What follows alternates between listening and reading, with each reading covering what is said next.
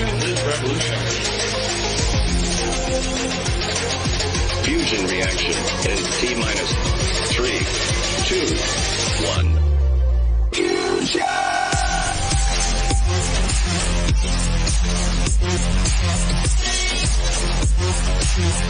You don't know the power. The math is unfrontable. Fusion reaction. Oh, hell yeah. Get to the chopper! Press go up. Gigantic fusion reactor that just works. Multiple income streams and real yield.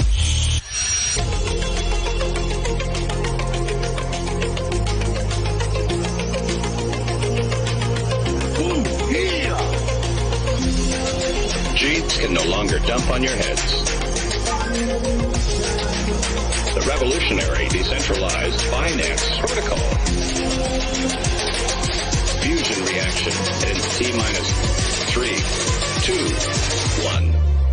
Fusion!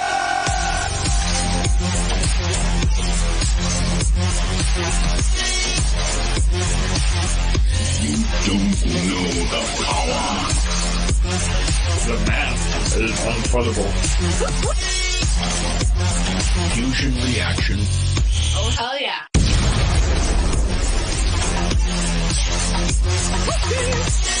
The mothership. And what's it gonna do? Everybody excited? Oh, hell yeah. Here's my creation.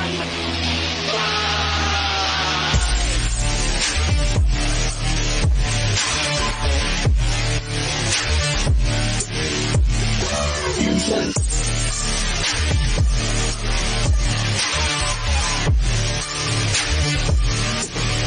Get ready to rumble.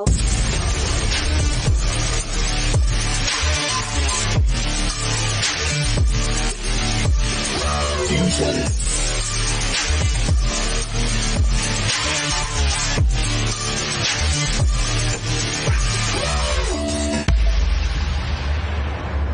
Gotta do a huge shout out to Cool Sheet. That song just hits.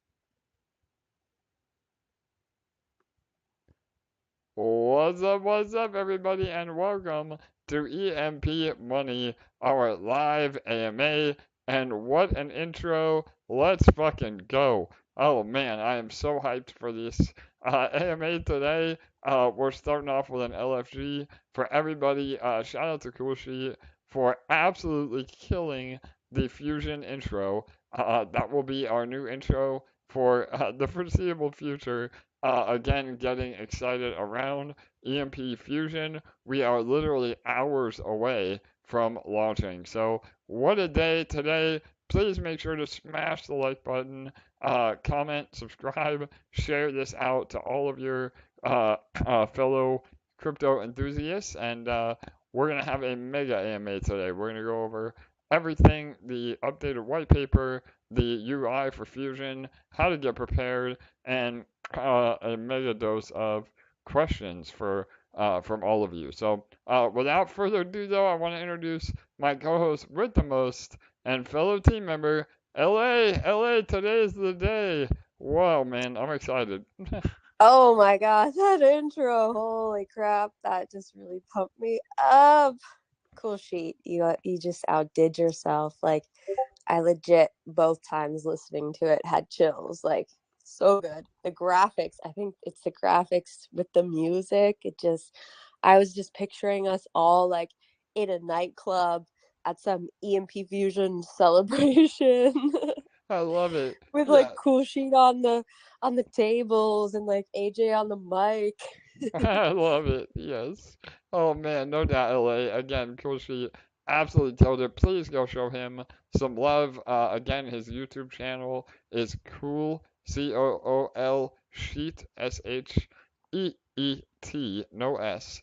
Go look him up on YouTube, and you can see all of his other music videos. But shout out to him for an epic intro today, and shout out to all of you that are here to hang out. So again, like I said, it will be a very long AMA today. Please be prepared for that. Obviously, you're more than welcome to listen to the recording as well. We'll have some special guests on the AMA today. We'll go over all of our pre-launch checklist. We'll go over the UI, and we'll answer all the questions at the end as well. So, without further ado, I think we're just going to jump right in. Our list of notes is so long that I have to pull up a different screen. So bear with me while I do that, and we'll get started. LA, anything you want to add before we get going? Usually we share our notes with each other in a Telegram message, but they were too long to fit on even like 2 full Telegram messages. So we had to put it in like an entire document tonight. That's how long the AMA is going to be. Yeah, totally. So bear with us. All right, awesome. Well, I got it pulled up. Again, if there are any questions as we go, please feel free to type them in the live chat or add them to our Discord page.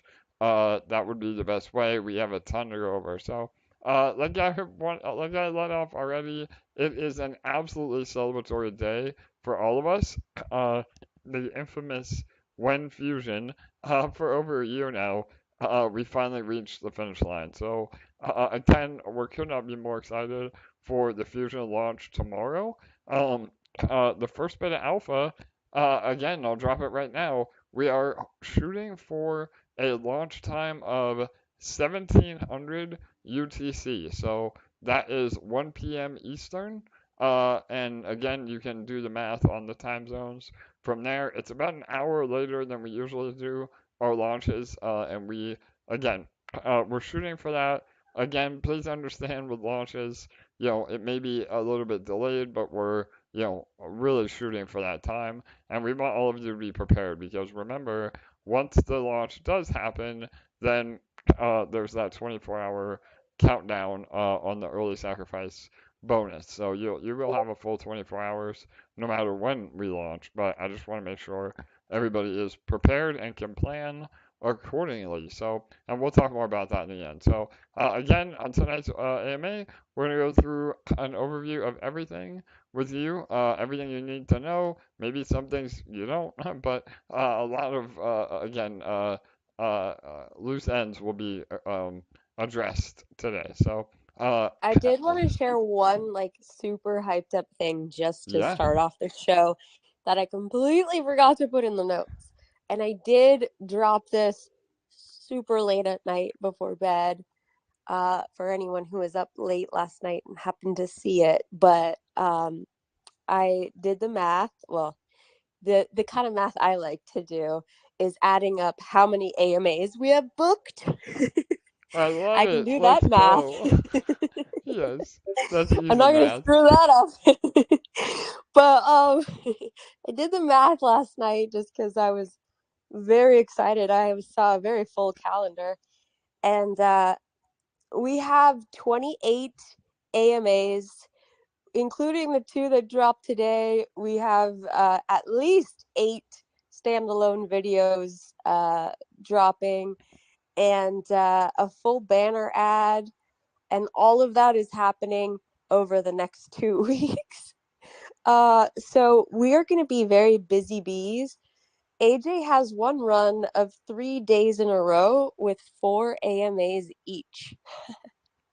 So Yes, we're thank gonna you, have LA. to name No, we're yeah. gonna have to name that section of the AMA train like something special on its own. Like maybe we'll come up with a prize for whoever has like the best name for that like 3-day chunk that has something to do with AMA train, but like within it. I So love it. brainstorm. Yeah, no But doubt. we are like locked, loaded, and ready to go, man. Like full force. I'm so Yeah, excited. yeah, it's gonna be epic. Again, we've already seen a nice price movement on EMP and eShare. We'll talk a lot more about this in a minute, but Oh, obviously eShare is a lot more volatile. But that being said, we haven't even gotten started yet. This is just from our internal community on getting ready for Fusion. Once we again roll out this AMA train, there will be a lot of people that have either heard of EMP and never got involved, or maybe they were involved early on and left and now they can come back. So there could be a substantial amount of new volume coming in over the next few weeks for sure. So, Mm-hmm.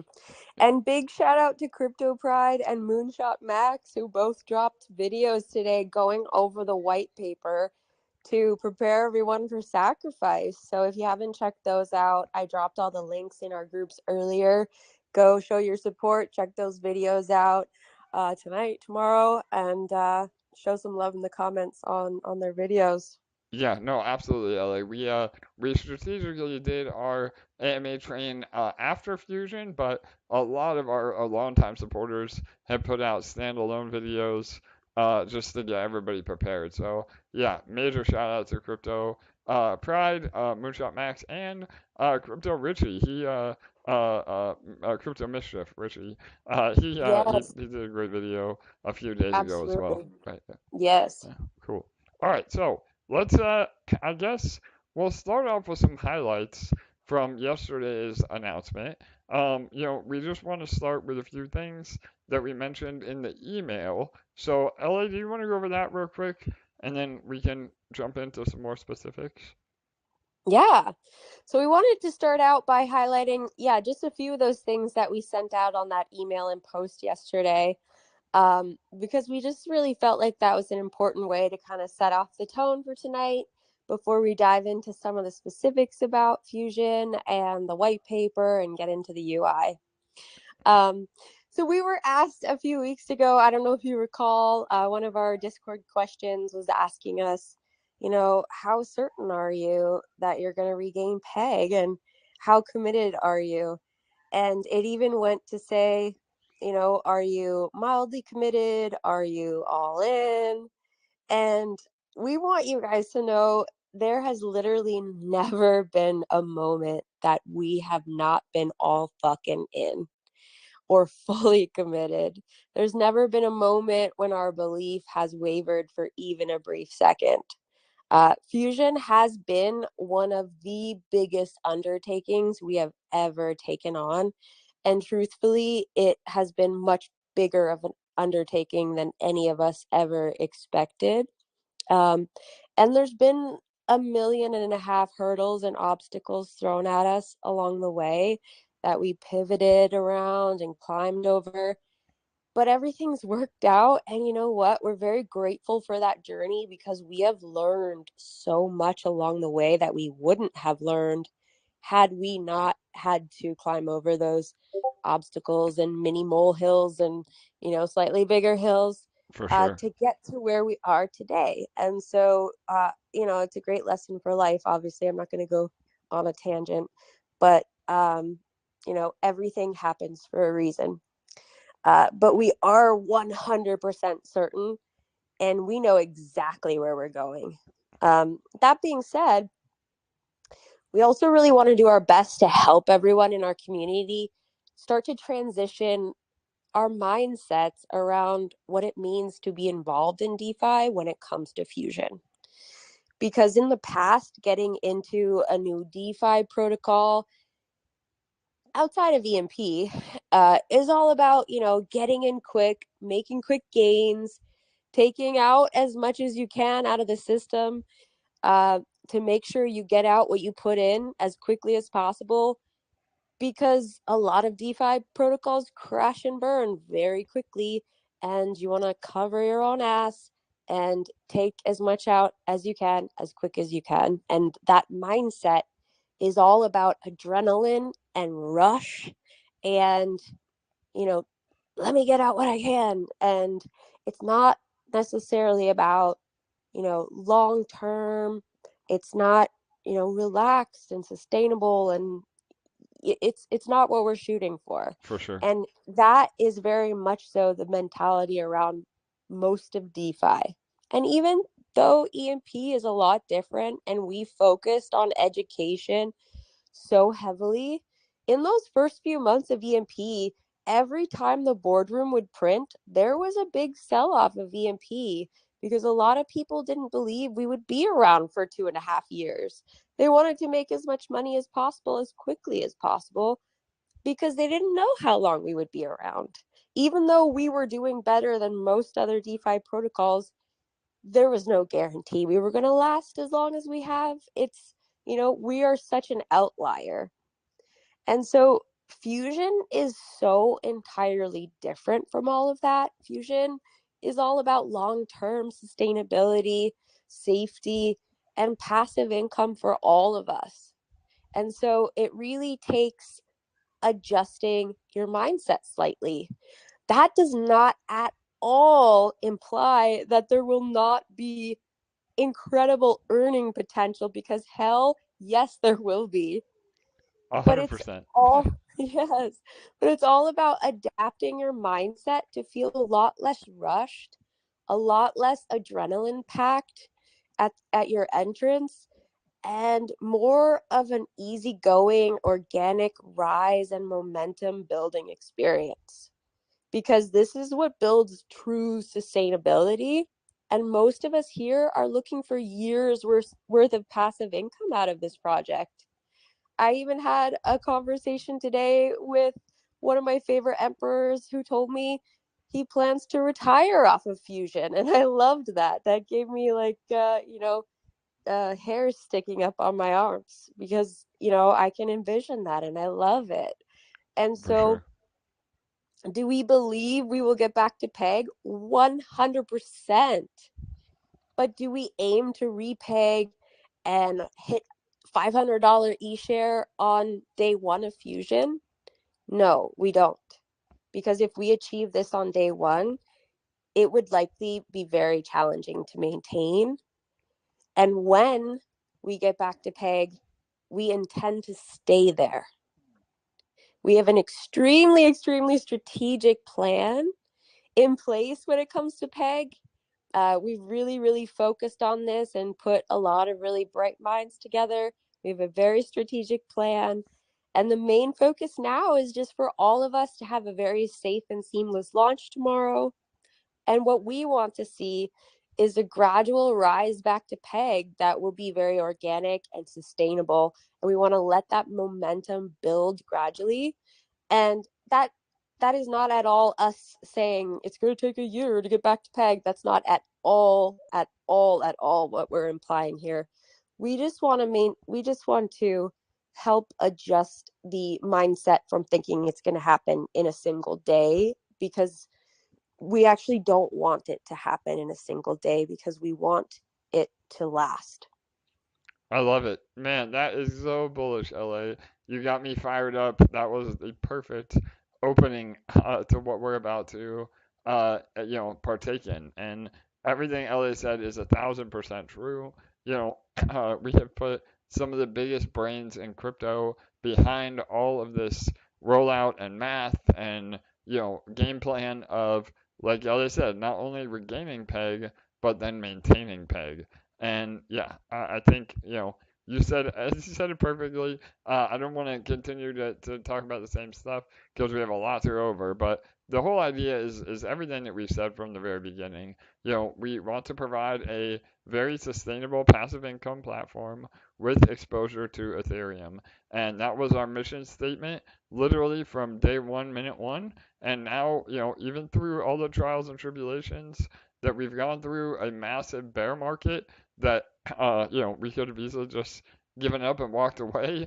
We didn't do that, and we never will do that. And now moving into EMP Fusion, we can absolutely deliver on everything that we've been building and saying that we were going to do all along. So again, I think it's really exciting, and all the stars are coming together for a super successful rollout. So all right, awesome, LA. I think. Was there anything in particular from that you wanted me to elaborate on, or we can move into maybe some other bullet points with, liquidity and potential selling pressure? Yeah, we can move on. All right, amazing. So, as the sacrifice begins tomorrow and the liquidity starts to lower, it will get easier and easier to recover peg. So, just to elaborate a little bit more, the whole idea is that we have a very specific game plan, and obviously liquidity is king when it comes to getting in and out of tokens. But there is a bit of a double-edged sword with too much liquidity. And in our case, especially with a pegged token, that can be, a bit of a challenge. And that's what we've seen. So we have a very strategic plan to slowly reduce liquidity on EMP ETH, pump it back to peg, and then re-add the liquidity. Again, probably not as much as we have now, but it will be protocol-owned liquidity, which again is also a lot safer because right now all the LP providers are those of you that are in the farm or other people looking to provide LP that can pull that LP at any time. So obviously we've had a great community, we've had the trust and commitment from a lot of LP providers. We do have a lot of protocol liquidity already, but moving to full POL over time is also really bullish in terms of sustainability. So all of those things, again, we've been really transparent about. I know one question today, not to get ahead of ourselves, but somebody said along the lines of, if you reduce liquidity on EMP, how do people get into Fusion?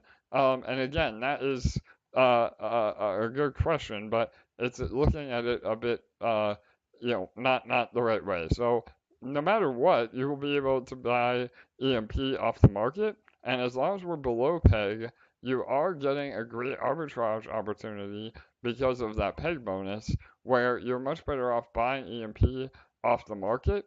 However, once we're back at peg, the liquidity really doesn't matter as much in terms of buying EMP, because at peg, you may get a better deal buying microgrids directly on the market. And so, again, those that have sacrificed will be able to get that full value of their microgrid NFT at peg value with barely any slippage that you would get, from just selling your EMP outright. And this is also really important in terms of profit takers, that maybe aren't interested in Fusion, but over time, that becomes a lot less of a problem for us as a protocol and us as a community. And that segues perfectly into the next part about volatility. So Do you mind again, if I just add one single thing to yeah, that? please, Ella, yeah, go ahead.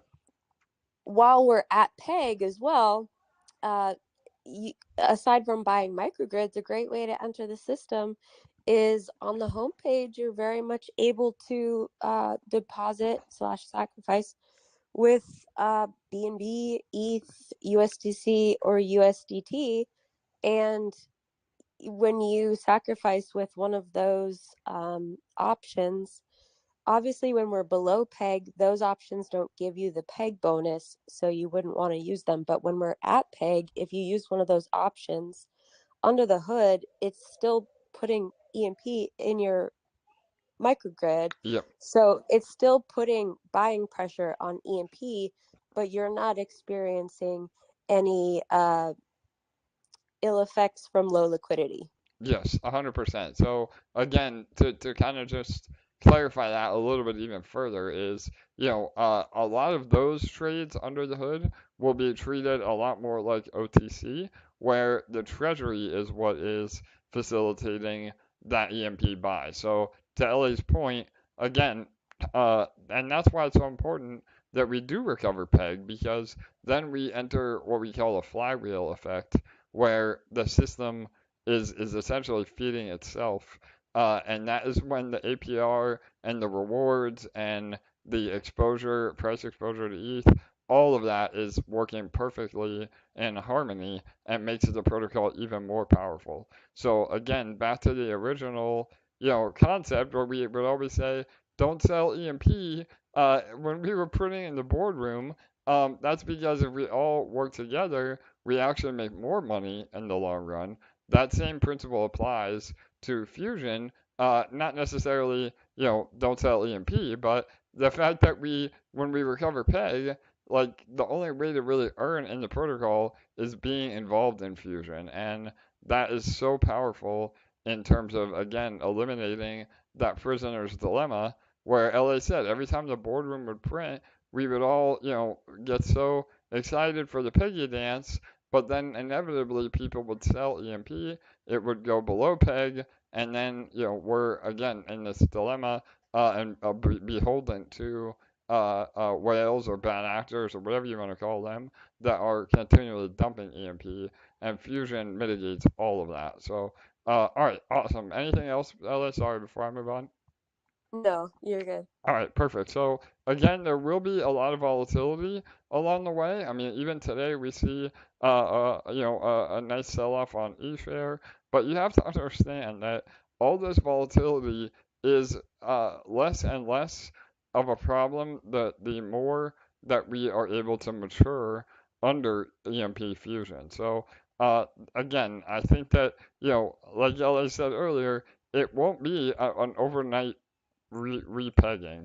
It will be a slow and methodical repegging up and to the right gradually over time. And again, we're not saying another year or even 6 months, but we're saying that it will be very planned and calculated. And so this is important because those that are going to swing trade, we can't control that.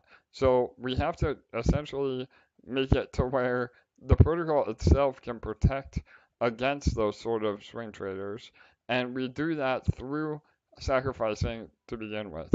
And so again, it's up to us as a community and protocol to buy EMP off the market and sacrifice it into Fusion. Because the more that we do that, the less and less EMP that's available, and the less and less EMP that's available, the less that swing traders will ever be able to just buy and sell EMP for a profit, because the idea is that they're never able to buy EMP for a better price than what they sold it for. And so again, this is simple supply and demand. The less supply and the same amount of demand or more demand will all the time, 9 times out of 10, make the price go up. So that is all part of the plan. We have a special guest too, that will hopefully be on a little bit later to really put a great picture together of how much EMP there actually is in existence. And so I think that will also drive home this sort of concept for sure. So again, I think that covers a lot of it. LA, was there anything you want to add in terms of potential swing traders? Just that, no, not swing traders, no. Okay. All right. Cool. So again, just to elaborate a little bit more, this is something that we're prepared for. It is the nature of the beast, but over time, it's a lot less of a problem. And when they exit, that's it. So I think again, people get scared and fully be prepared. I mean, that's another thing of why we wanted to have, set up some expectations. There will be dips on EMP, and those are the opportunities to continue to DCA into EMP. So again, this is a long, this is the long road, not an overnight success. And so over time, though, we become literally bulletproof in terms of people trying to take advantage of the situation. So all right. Again, those people that sell EMP are the ones who will lose in the long run because the whole point of Fusion is to provide passive income and reward those that have a long-term mindset and are not into the instant gratification.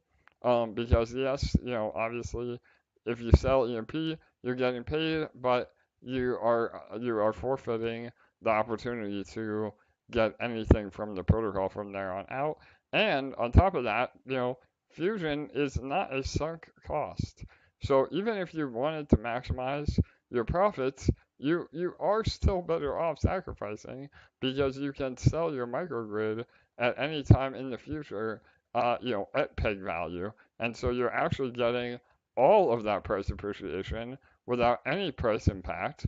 Again, assuming there's a person buying your NFT, but as a protocol, which is also what we said, we will be actively buying those NFTs off the market because the less microgrids available and the more share that the protocol itself owns, we can give a much higher APR to those that are still in Fusion and wanting to earn passively. So, all right. I think that really is a lot of it. Again, I don't know. Like, you want to talk any more about, the people that are selling EMP Yeah. or yeah, God, Yeah, I just want to say, there's a few people who I've seen ask in the chats, why wouldn't I just wait until EMP gets to peg and then sell my EMP? But it's just not going to work out the way that they plan because, on paper, when they, or even on their screen, when they see the dollar amount that they have in EMP, when we get back up to peg and we've been consistently lowering the liquidity all that time, they're not going to get that same dollar amount. Then they're going to sell. They're going to be thoroughly disappointed. And in the meantime, they're going to see all of us earning so well inside Fusion. And over time, they're going to get massive FOMO. And eventually, they're going to want back in because everyone's earning so well, and they're going to have to buy EMP at a much higher price. And 100%. so it's going to be a very hard lesson to learn, and it's going to be one of those life lessons that you got to learn by making a mistake if you do it. So, and I don't mean you, I just mean you, the general public, if they decide to do that. For sure. So for those people, I hope they figure out that being inside Fusion will be the best income earning opportunity for them. Yeah. All right. I think we explained that pretty well. Again, and as we see things to develop, I think it'll be a lot more clear in terms of the price and the chart and actually getting involved in Fusion. So, and then just to reiterate two more little, remainder bullet point items is, even with that reduced liquidity, that doesn't mean that we are making it more difficult for people to enter Fusion. So I think that was a bit of confusion from the community. Just because we have lower liquidity, and again, when we say lower liquidity, we're not saying like $40,000 worth of liquidity like eShare has right now. We're going from maybe 3 million to a couple of 100,000 on EMP. So no matter what, people are still going to be able to enter Fusion, and it's really also bullish to lower the liquidity because it stimulates the secondary market. So again, like Ellie said, maybe depending on what you have, you may just want to use your stables or BNB or ETH to get into Fusion. But if not, and you may even get a bit of a discount when we're at peg for people that need to exit for whatever reason. Maybe they have a wedding or they want to have a down payment on a house. There will be people that probably sell their microgrids at or at least a little bit below market value, and that would be a great opportunity for new players or even existing players to build their microgrid position. So it is an ebb and flow, and depending on what the market's doing and where we're all at, would be something that you have to consider in getting in on how you're getting into Fusion. So, all right, and then we talked about this already a little bit on how the liquidity will be lowered.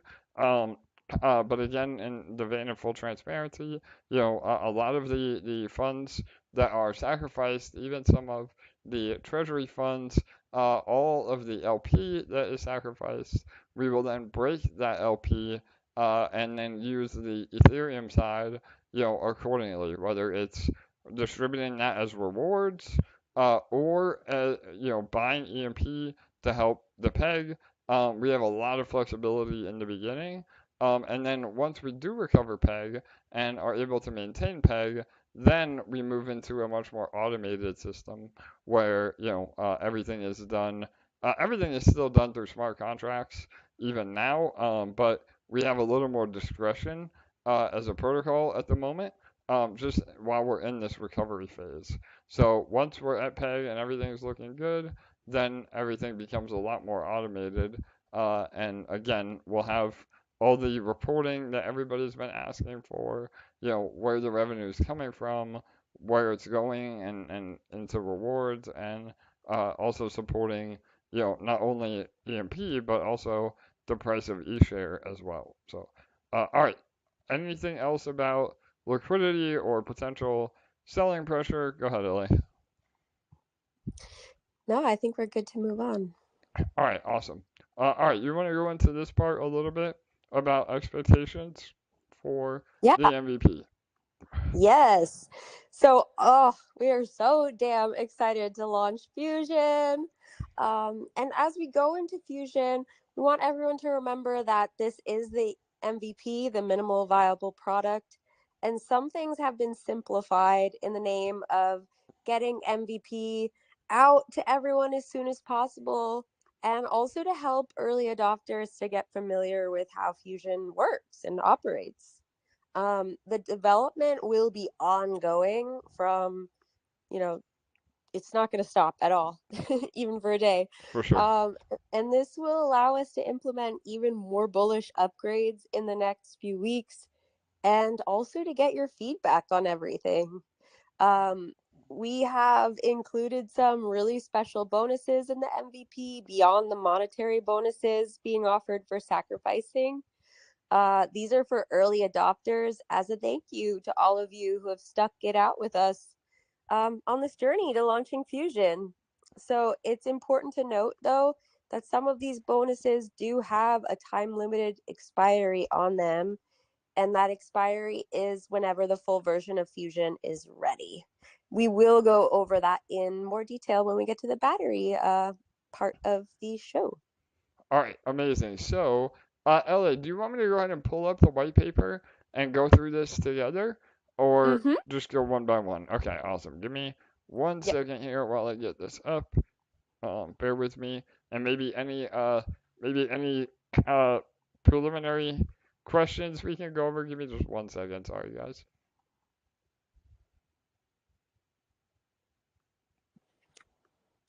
Yes. So we're going to go through all of the basics and everything about batteries. I know a lot of tonight's questions on Discord were surrounding batteries. So we're going to dive deep into them and make sure you are all clear. All right, one more second here.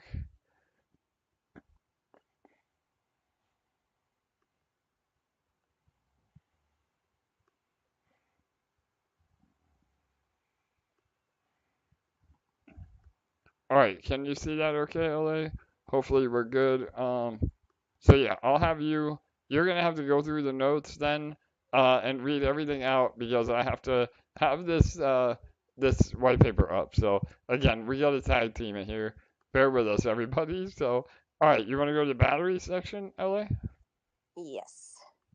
Now let me figure out how I'm going to get all three of these things open at one time. Yes, you have the same I'm not going to problem be I able do. to read your YouTube comments at the moment, guys. So if you have questions, oh shoot, I just clicked on something. I'm not going to be able to read your YouTube live chat while we're doing this part with the white paper open. Okay, batteries. Yes. Okay, so we're not going to just like read everything because obviously we hope that you guys have already read the white paper. But we want to cover some key things that have been asked a lot in the chats since we posted the white paper last night. So you have it up there right now? Yep. Okay, because I have the white paper covering my screen. Yep, totally. Okay. We're good. Yeah. Okay. So how does the unlimited capacity work? Yeah, so, okay, let me see what I can land on that. Here we go. We'll go to battery capacity. Hang on. All right, so this is a bit different than what we had been alluding to. Again, not only as a bonus to all of you, but a way to maybe simplify things and get you familiar with how Fusion works without adding the complexity of battery capacities and upgrading and all that goes with that. So For the MVP alone, we have made things a lot more simple. So all the batteries will have a flat fee, a flat fixed cost, and they are unlimited. So again, just to break that down a little farther, for the MVP alone, again, once we roll out more batteries and move to actual higher capacity batteries, this you will be required to buy, again or upgrade the batteries that you have. But the idea is that for $15, you get a Cash App battery. It can be ETH, BNB, or USDT, and there's also a split my position battery as well, which we'll talk about separately. But for the Cash App batteries alone, it's pretty simple. I mean, you buy the battery, and then you have to accumulate at least that equivalent value, so $15 in rewards. And once you have $15 of rewards, you can then claim from those batteries in what's known as a power cycle. So again, it's similar to the original concept, but just a lot more simplified for the MVP. And again, we did this on purpose because we want people to be familiar with how the system works. And so that being said, there is no upper limit on the capacity either. So if you are a whale, or maybe you don't want to be as active, checking things every day, you can just let that battery go, so to speak, and accumulate and claim once a week or whatever. As long as you're above that $15 minimum threshold, you can claim at any time, and rewards will not go away. They just keep accumulating. So, does that explain LA? I try to make it Yes. super simple, but yeah, go ahead. Yeah, and I know there are a ton of questions around, if I leave my rewards accumulating in my batteries, will they go away or will they auto compound BBE? No, because these batteries, these limited time, special bonus batteries have unlimited capacities. Your rewards will continue accumulating inside of the batteries until you claim, and you may claim as soon as you've hit that minimum threshold of $15 or whenever you please afterwards. Yeah, perfect. And again, we did this on purpose for a couple of reasons, but obviously it's a bit less of a revenue stream because we're not making people buy multiple batteries to begin with. However, it is a big incentivization to those of you that do get involved early because again, you're essentially earning unlimited energy rewards for the price of one battery. So that's super bullish for those that get in, early. Awesome. Cool. Okay. Yeah. All right. Do these batteries last forever? So I sort of touched on that. They are a special bonus, and they are a limited time with an expiry date of whenever the full version of Fusion is over. So, is ready. So what does that mean? When we release the full version of Fusion, we will go back to the original plan that was sorry, let me rephrase that. When, when we release the full version of Fusion, it will be more similar to what was in the previous version of the white paper, where there will be varying capacities of batteries that are at different price tiers. So For sure. there will still be a $15 battery or something in that range with a similar capacity, but you will have the ability to buy or upgrade your batteries to higher capacities for higher price tiers. Yeah. So this is a limited time bonus just to start you all out, allow you to get used to the Fusion ecosystem for a while and accumulate and build up your central or your microgrid positions and get used to Fusion, and then we are going to release the full version in all of its glory. Yep, no doubt. And I just want to clarify two things. Number one, again, we said all along that this is the MVP or minimal viable product, and because Fusion is such a large undertaking, it was much better to roll it out this way, just because, again, we don't want to overwhelm people, with such a complicated system when really it isn't that complicated. And once you start using it, you become a lot more familiar with it. So, but we're not going to be having, EMP V2, V3, V10. It will be a living, breathing contract that is upgraded over time. So don't get stressed out that we have to do this all over again, in the future. This is simply just the MVP, or, enough to get things rolling while we continue to add more and more, utility and abilities within Fusion itself. And so, and regardless too, when we do finally roll out actual hard caps on capacities, I don't want people to get concerned that, it's like a bait and switch or whatever the fudsters might say, because again, and this is just, kind of a rough estimate of the math, so don't hold me to this, but, even though you may have to pay $15 for a battery, again, your earning capacity could be, way, way more than that over time. So it's not like we're asking people to buy batteries just to, lessen rewards. If anything, the batteries themselves actually increase rewards as another revenue stream for Fusion. So again, I think people are really concerned that battery prices will be, a detriment, but really they are very, very helpful because all of those rewards go to you as payouts in Fusion itself. So just remember that as we move forward, that any decisions that we make in terms of, additions to Fusion is in the mindset of adding to the revenue of the protocol. So, all right, sorry. Does that make sense, LA? I just want to clarify some things. For sure, absolutely. Okay. All right, so we went over the $15 minimum threshold before you can claim your rewards.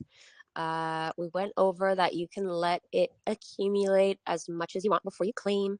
We went over that the options for cash out batteries are BNB, ETH, USDC, and USDT. We went over that they cost $15 each. We went over that they are limited edition, time-limited batteries that will expire when the full version of Fusion launches. I think that's it for batteries. Batteries will have varying. Yep, we covered all of our points on batteries. All right, And, amazing. Moving right along. More questions about them in the Q&A, but we'll save that for that period at the end. All right. What's next? BBE. All right, perfect. Let me go back up to this. Where is that part? All right, there it is, right below batteries. Buyback and earn. I'm trying to find it still. Hold on. Oh, okay. All right. If you do not, okay, so a couple points about it, and then I'll see what you want to add on. So if you don't have any active batteries, so say you enter Fusion and you sacrifice to the central grid, but you do not put any Eshare to get energy, and you have not purchased any batteries. If you do not have any active batteries, the BBE function will automatically be on.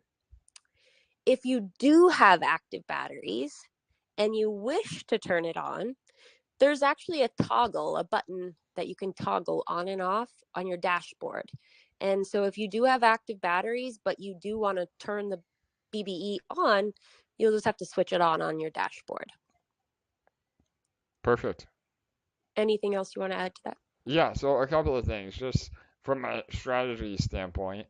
And this was brought up earlier in another chat that I thought was very helpful. So a great way to think about BBE is essentially an auto compounder on your position. So just like we had the original farms in EMP, or any farm for that matter, Spark Swap, wherever you're farming, you're earning, the reward token. Well, in this case, the reward token is energy. And so in the beginning, it is so powerful to actually prioritize the BBE because multiple reasons. So number one, it actually adds buying pressure to EMP because if you activate the BBE, the EMP has to come from somewhere.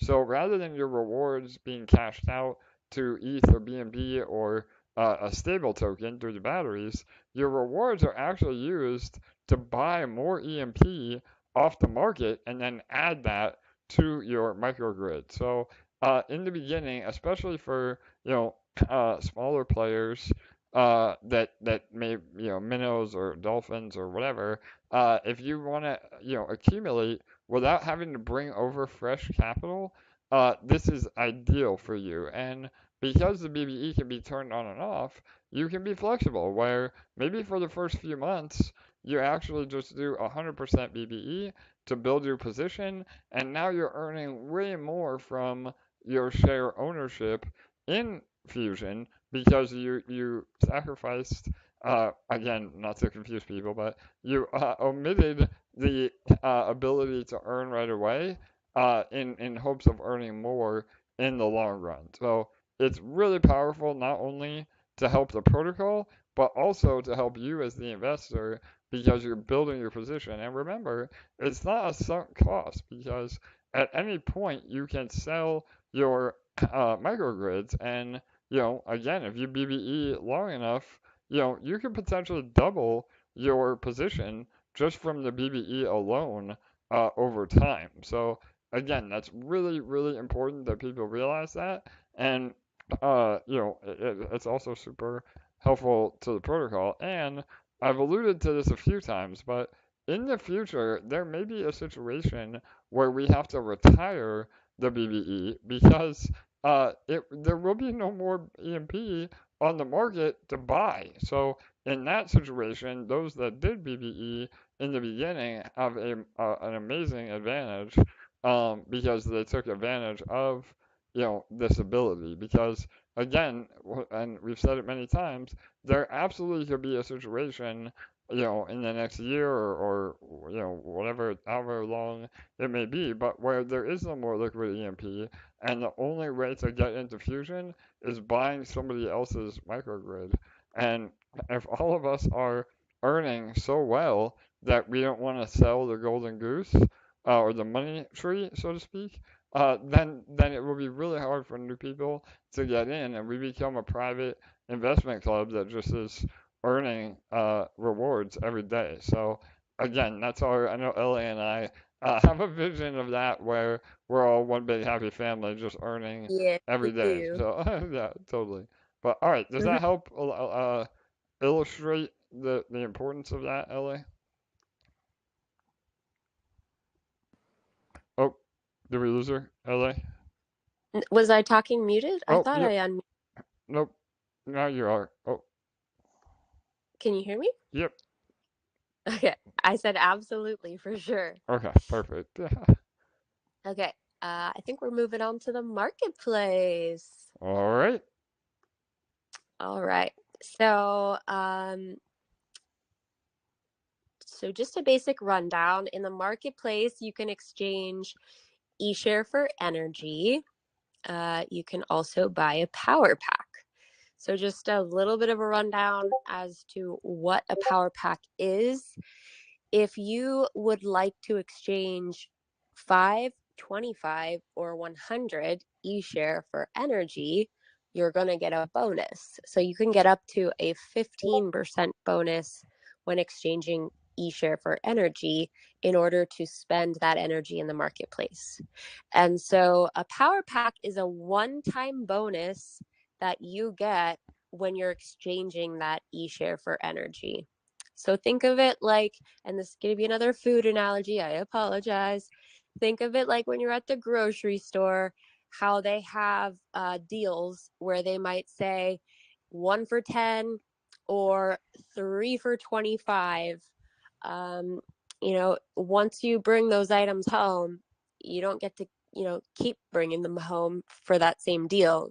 Once you bring them home, that's it for the deal. So same thing with the power packs. Unless you sacrifice more eShare and get another power pack. So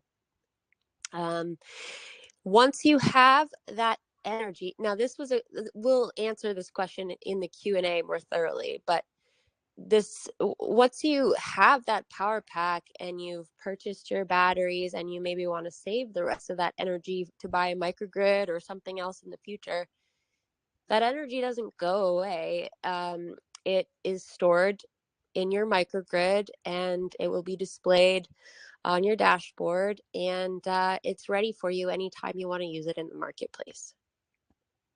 Perfect. Yeah, no doubt. Well, and again, I'm sure we'll get to this, but on top of that, it also adds, I mean, obviously right now, there's only, a few batteries to buy, but over time we'll have many, many more batteries, not only other cash out batteries, but also utility-based batteries. We've talked a lot about maybe an auto compounder for a detonator, or, other batteries that are quality of life improvements. And so that being said, though, you are essentially, not only are you getting this bonus from the power packs, but you're getting, because everything is calculated in dollar value, you're getting a lot more buying power, with your eShare this way. So it is very, again, not financial advice, but it could be very beneficial to utilize these power packs, get your energy, your eShare into energy that can be spent at a later date, and still participate as we roll out more and more options for Fusion. So does that make sense, Ellie? I don't know if you want to add to that. Yeah, absolutely, because you're buying eShare at a discount, but the price of the batteries stays the same at $15. So as the price of eShare goes up, you get more batteries for less eShare. And so it's actually super beneficial to buy eShare at this lower rate in order to either get power packs now or exchange one eShare at a time for one energy at a time. For sure. Which I'm not sure if I mentioned that or not, but you don't have to buy a power pack. You can do one at a time, two at a time, at the top of the marketplace as well.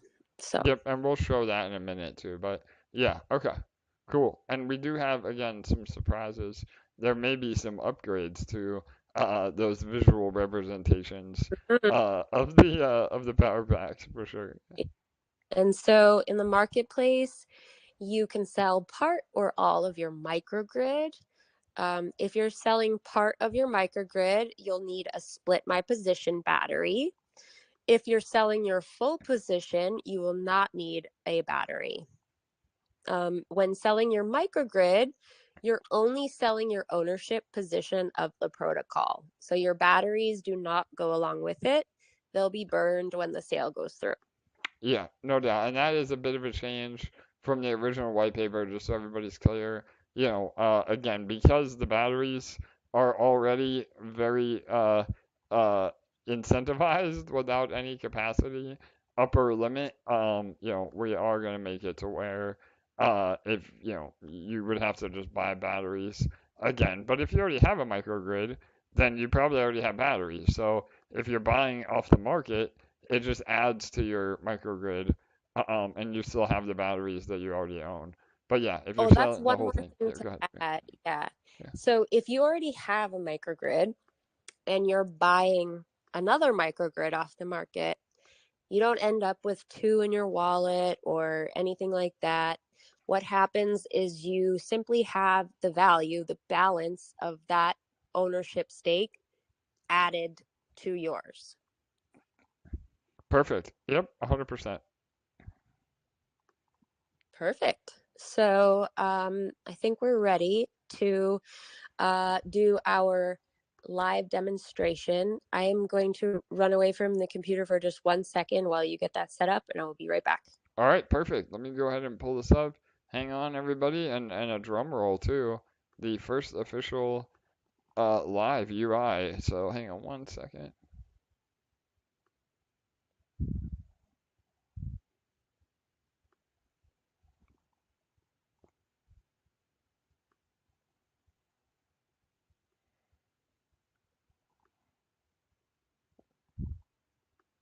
All right, there it is, everybody. So this is the live website. Again, we're not showing the URL, and actually we are on even a secondary test server. So there are some UI and wording that may be even different from the live release because the devs are actually working on the live site.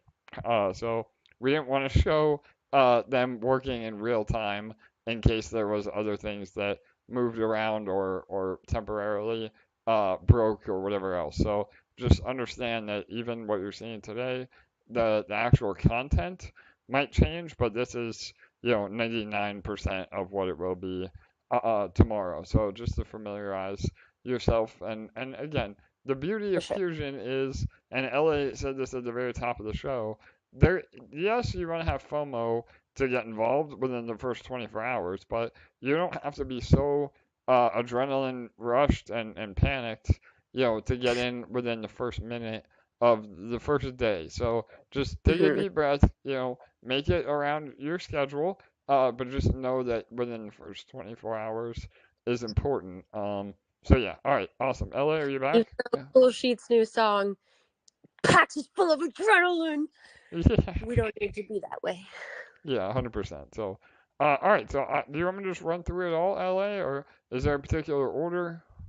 And I just want to reiterate what AJ already said.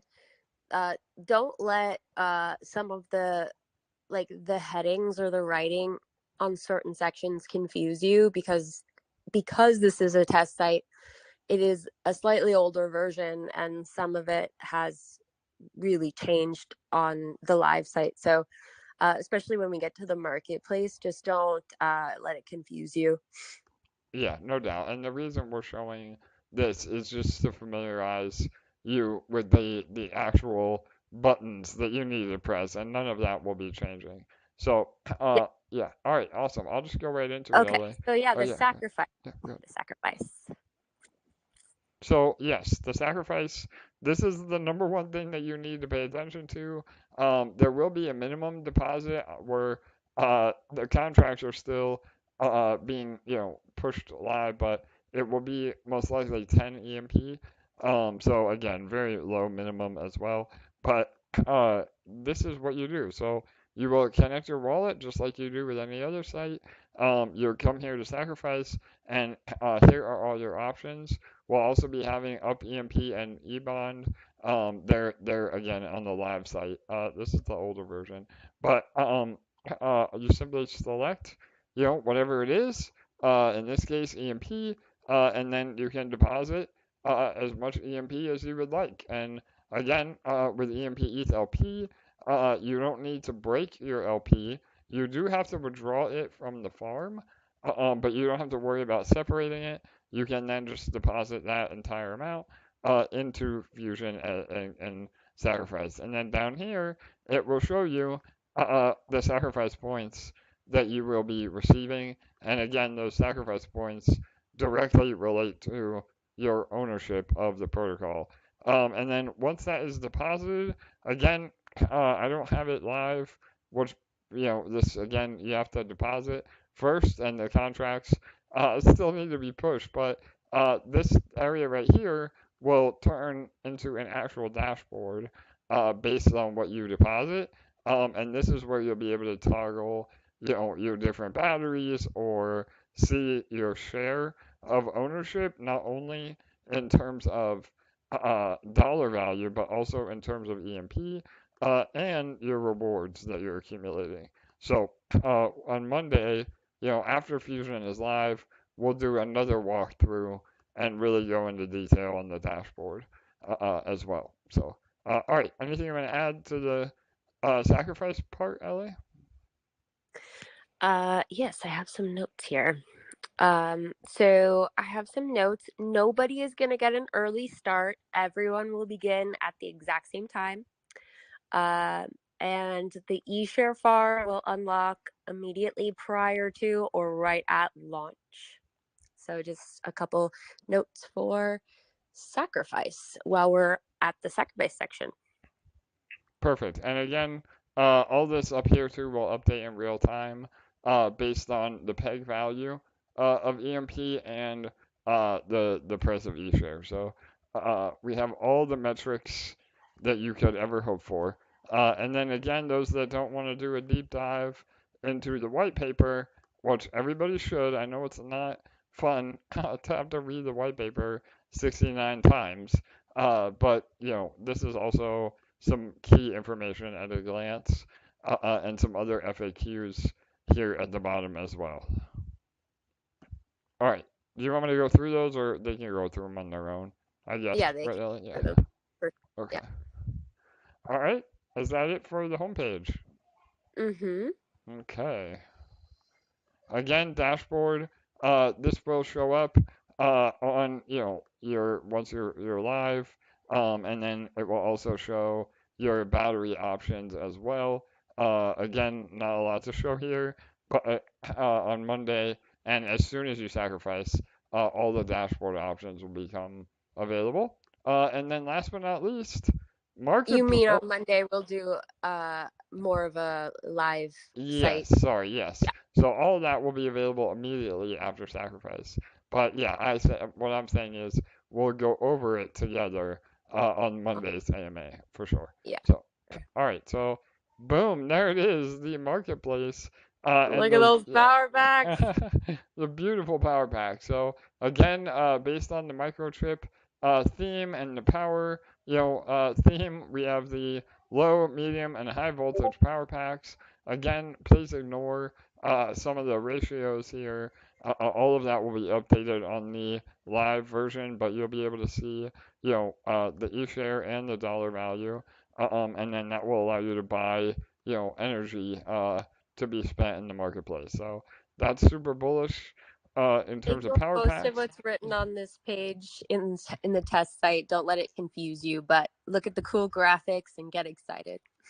Yep, no doubt. And then these are the 4 batteries. Again, we have some updated colors coming, but the overall gist is the same. This again, we're using the test site, not the live beta site. But so yeah, you buy a wrapped BNB battery, the wrapped ETH battery, or the USDT battery. Again, those will give you those assets when they power cycle, and the split my position battery will allow you to sell a portion of your microgrid. Again, just to clarify too, that is also unlimited for the first MVP round. So the split my position battery will eventually be a one-time use battery, but for the MVP, as long as you buy one, you'll be able to sell a portion of your microgrid at any time, and there'll be a separate interface to do that. So yeah, if you want to buy all 4, it's only $60, and then you have all the options at your fingertips. So I was totally asleep when I made my notes because I wrote, and I totally said this on the earlier section, but I apologize. I said earlier USDT and USDC, but I meant just USDT.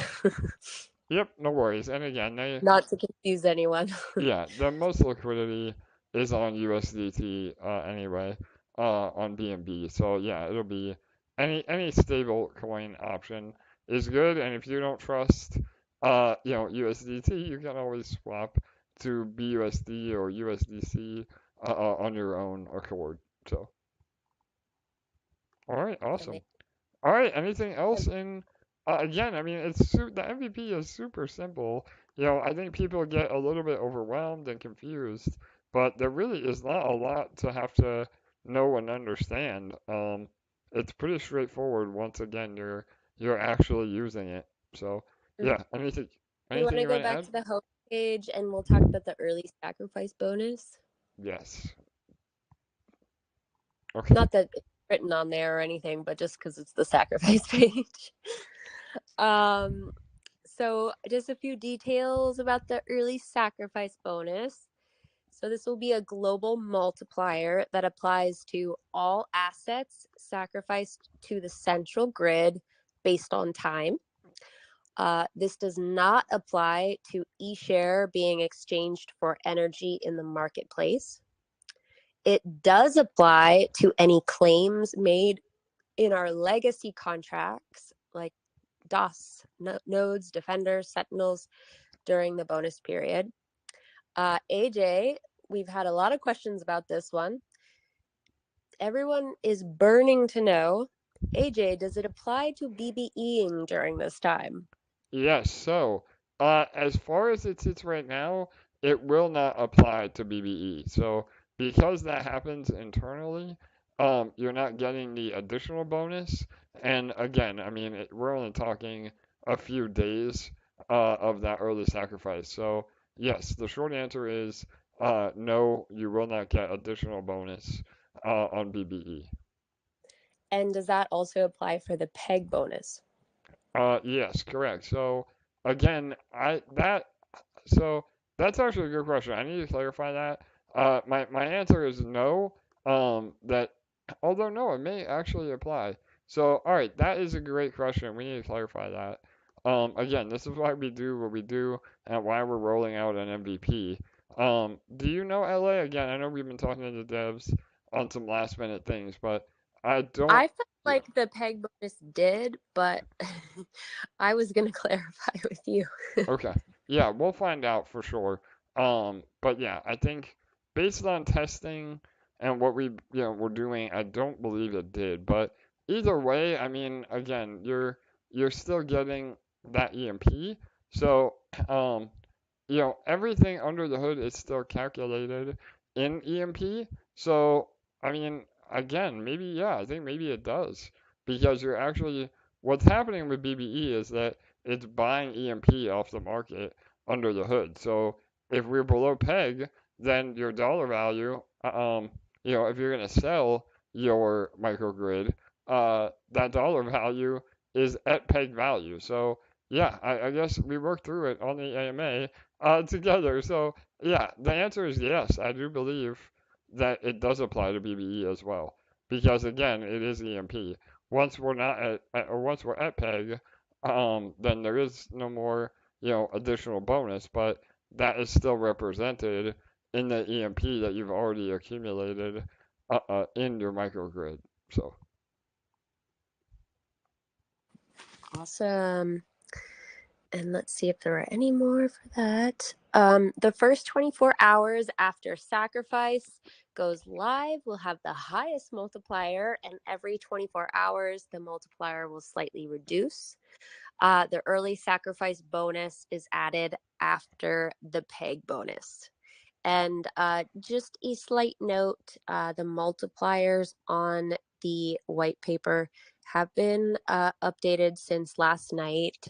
They were updated this morning. If you checked back, when it says 1.25%, it really does mean 1.25%. It does not mean 25%. So just want to clarify that as well. Yeah, no doubt. And again, just to clarify further, we can't just give a giant bonus out of nowhere, because the money has to come from somewhere. So I understand, people may not think that's a very high bonus, but any bonus is a good thing, especially, if you're planning on sacrificing anyway.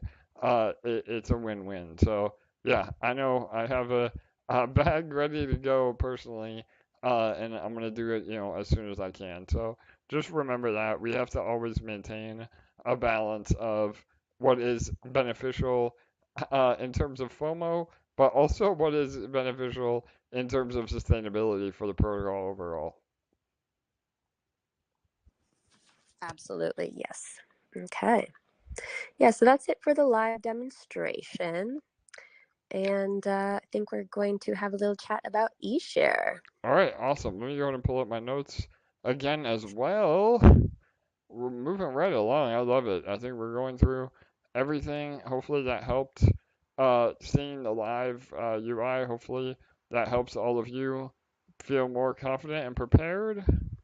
Let me go ahead and find where we are. So, all right. So I know, again, everybody knows how EMP will be handled, but I think there's still some confusion on eShare, and truly the power and future of eShare. So, that being said, we want to just kind of paint a little bit better picture on, how eShare is interwoven throughout Fusion and what it means to, the protocol itself. So eShare will be now the utility and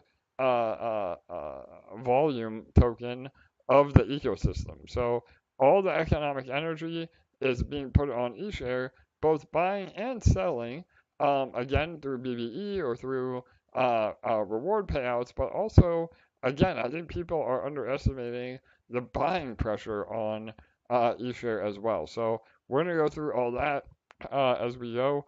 But again, just a high level overview. Yes, when you're cashing out your batteries or when you're BBEing, it does sell that eShare for rewards or for EMP. However, there are a lot of buying pressure on eShare as well. And so, again, anybody buying in the marketplace, if they don't have eShare to take advantage of the power packs, they're going to have to buy with a BNB or ETH or some other token that will then put buying pressure on eShare directly. That's just one, potential revenue.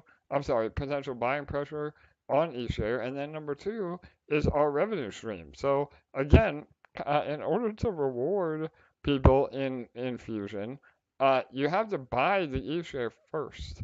So even though we're earning, say Pulse or DAI or all these other blue chip assets through our franchises, that has to be converted to eShare and then rewarded as rewards, again, energy rewards in Fusion. So that will be a massive amount of buying pressure on eShare every single day because of that. And, as a protocol, obviously we want to support the price of eShare because the healthier that is, the healthier the base APRs are. Those that have been here for a while and have eShare as a token of support of the health of the ecosystem. All of that plays into the future price of eShare. So again, I think that and regardless of all of that, the eShare supply is very, very low. So even if we start taking, which we do plan on doing, taking a portion of the fees or even the revenue streams to not only buying eShare to reward it, but also buying eShare and just burning it. Because if we can buy and burn eShare, that alone will help rise the floor of eShare over time. So there's many, many things that we have in store for a healthy eShare price. But again, all that being said, eShare is volatile. So please just understand, what we're outlining for everybody. So, all right, LA, was that a good overview or what? I know we have a lot of points here, but was there anything with that you wanted me to elaborate on? Well, one thing I wanted to mention, which is absolutely crazy, I mentioned this the other day, but we're already a few days away from our 6-month anniversary. And so in 6 months or so, we're also going to be going through another halving. And so every time we go through one of those, we are going to be reducing the supply of eShare as well. For So sure. that's it even more valuable as well. Yeah, 100%. So, all right, and that will continue to happen every year. I mean, I honestly think that this will probably be the last halving, even though we will continue to have eShare emissions. I think eShare overall will become deflationary by the next halving anyway, because our revenue is going to outweigh the emissions on eShare. So that's super bullish. And again, it's the long-term play. You're not meant to be able to just sell all your eShare tomorrow for a 10x. I mean, that although that would be amazing, that's not how the system works. So it's about having that exposure to eShare and actually being able to profit from eShare alone over time as the protocol itself, is healthy. We recover peg, revenue streams only increase over time, and all of that puts pressure on eShare and buying pressure, not selling pressure. So, all right, I think that is that part. Again, I said energy is earned in the microgrid and then cashed out. Again, that is potential selling pressure, or it is a selling pressure on eShare. But I think both, everything I just said over the last 5 minutes is, the combatant to that selling pressure. So, is that clear, LA? For sure. Okay, Yeah. awesome. All right. And we were going to talk about future utility for eShare as well. Yeah, that was one more thing too. So again, we are always building and innovating. So if for whatever reason we need additional support on eShare, or maybe eShare is killing it and we just want to continue to build, we adding utility for eShare is not the hard part. So we can absolutely add other, either contracts or gamification or incentives that give value to eShare over the long run. And so, again, none of our tokens, whether it's EMP or eShare, we don't just give up on those tokens. And, there will be many things down the road that add additional utility and use case for eShare. And the more utility and use case, along with buying pressure and burning, I mean, all of those things make the price go up. So, not financial advice, but again, just trying to convey the overall approach. Cool. All right. Any other? All right. I'm a little out of order on this part, so apologies for sounding a little off my game. But yeah, was there anything else on this, LA? Sorry. No, I think that was a good overview.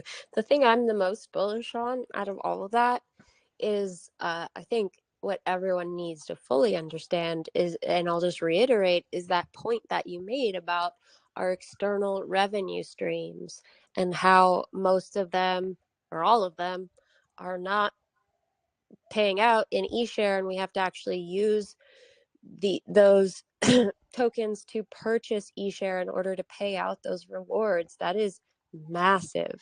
Yes, no Massive, doubt. especially when we go into a bull run and those external revenue streams can be pumping and bringing in a lot of revenue.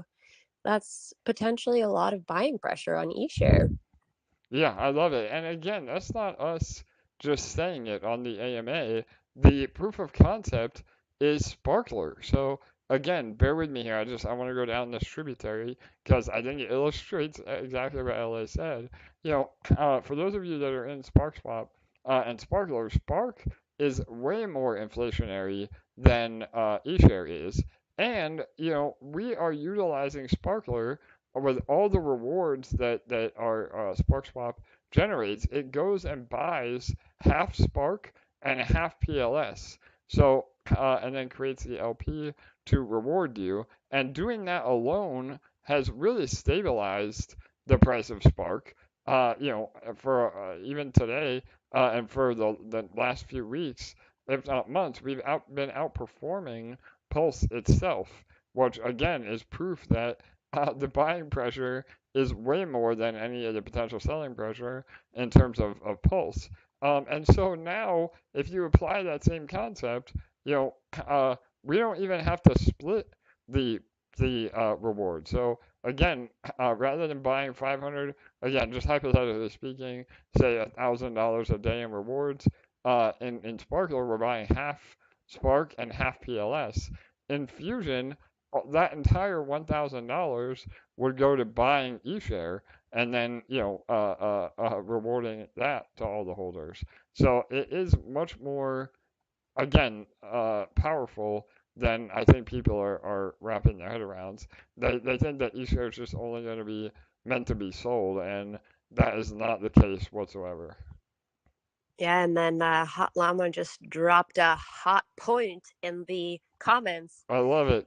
Our new game, Honor versus Madness, 10% of the revenue from the game goes to Fusion.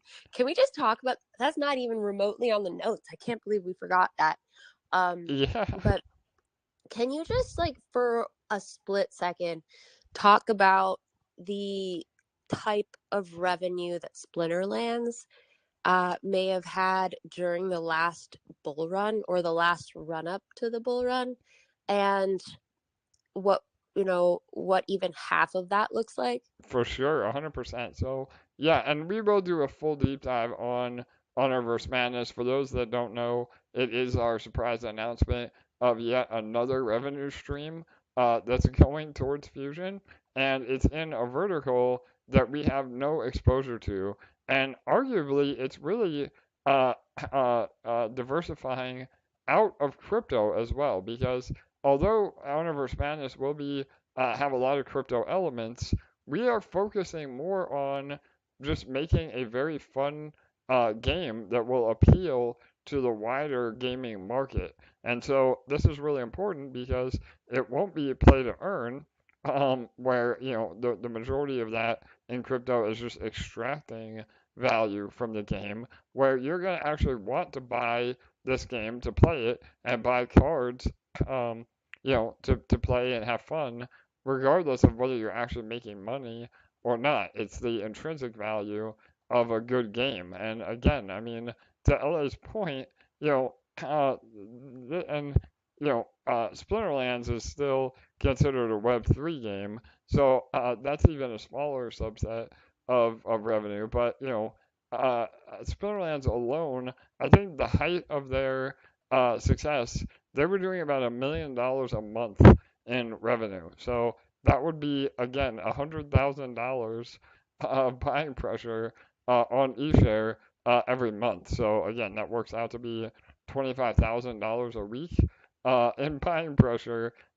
And I absolutely think we can get to that same level, if not even higher, because we are targeting the mainstream gaming audience, and hopefully going to be able to release on like a Steam engine or an Epic game store where we have a lot of distribution.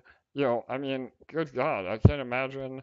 I'm sure Hearthstone or some of the more mainstream games from Blizzard, we're doing $1 million a day. So the upside is huge on that, and obviously it's going to take a while to get there, but that goes back to the very first point of Fusion is you're essentially, and this is a great analogy I've been saying, and we'll say it a lot on our AMAs when we start advertising, but Fusion is essentially an investment into us as a team. And we always say that, it's better to invest in teams than projects. And if you're bullish on the EMP team and the DexFi team and everything that we're building together, then you're getting direct exposure to everything that we build moving forward. So that to me is extremely powerful. Crazy, amazing. Like, if we even had a quarter of that coming into Fusion, it would be wildly impactful. So 100%. All right. So we have at least 25 questions, and we are about 20 minutes away from the 2-hour mark. So let's dive in. This is Ready? a great preparation for the AMA trains that are about to happen. It really doesn't feel like it's been that long already. Like, I don't No, feel I like love it. I don't feel like it's been a long AMA yet. But Yeah, hopefully the audience feels after the we're same. done this part, we will. Yeah. Some of them we've already answered in the AMA, so I'll read them out, very quickly reiterate, and then we'll move on. Whereas others we haven't answered in the AMA, and we'll go into it in more depth. Okay. So what is happening with rewards if my battery is full and I forget to trigger the power cycle? Are the rewards going to BBE until I claim the battery, or are they lost? So this question was written before the updated white paper came out, so I'm assuming this person knows the answer now. But just in case, I want to reiterate that the batteries have unlimited capacities, and you're allowed to allow them to accumulate as long as you'd like, and you can claim whenever you'd like, as long as you've hit that minimum $15 reward amount, and you will not lose anything. And if you have an active battery, you will never automatically BBE. You will have to physically turn on the toggle. Perfect. Yep, I don't have anything to add to that. Perfect. Number 2, should we claim rewards from nodes right before Fusion launch, or can you sack them with a buildup of rewards unclaimed? Yeah, so again, that would be up to you.